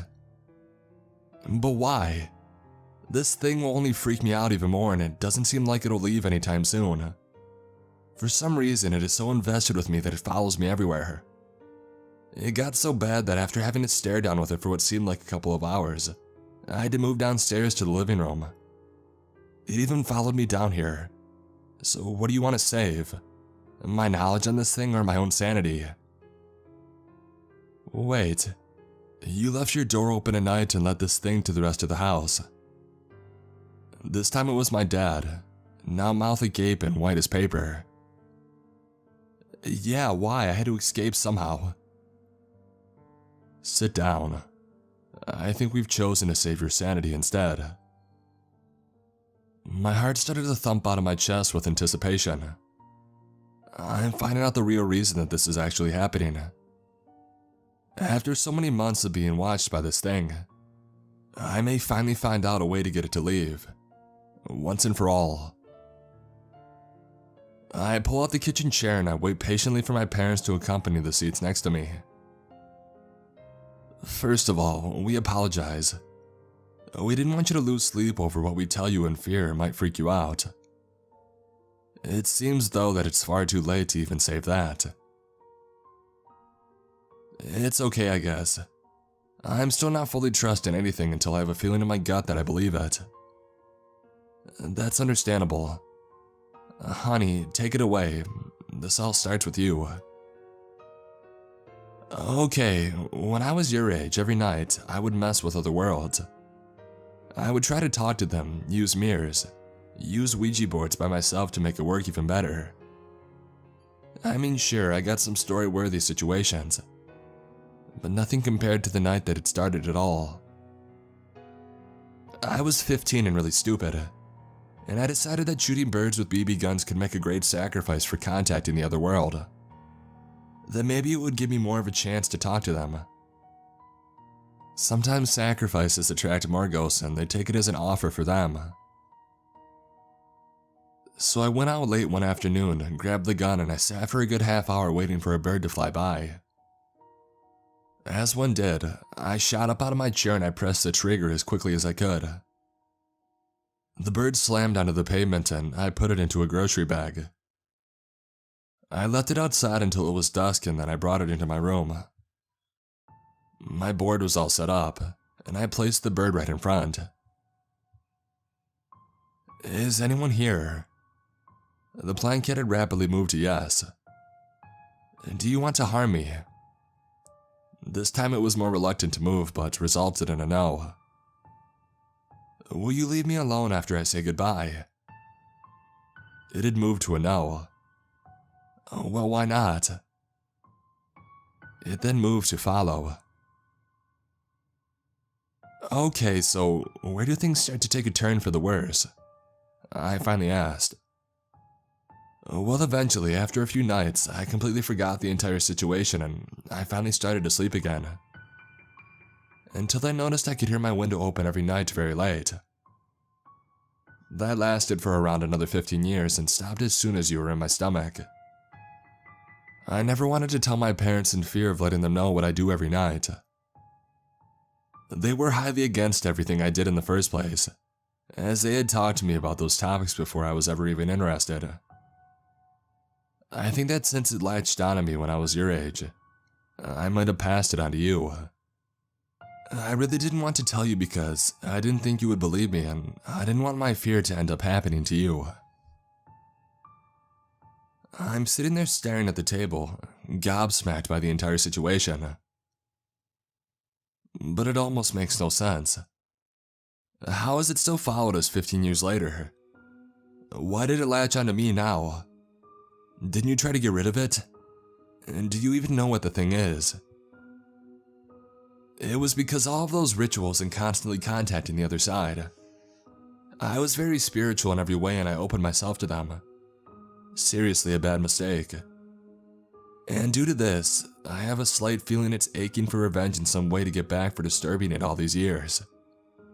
But you haven't messed with anything, so I don't know why it's only getting stronger.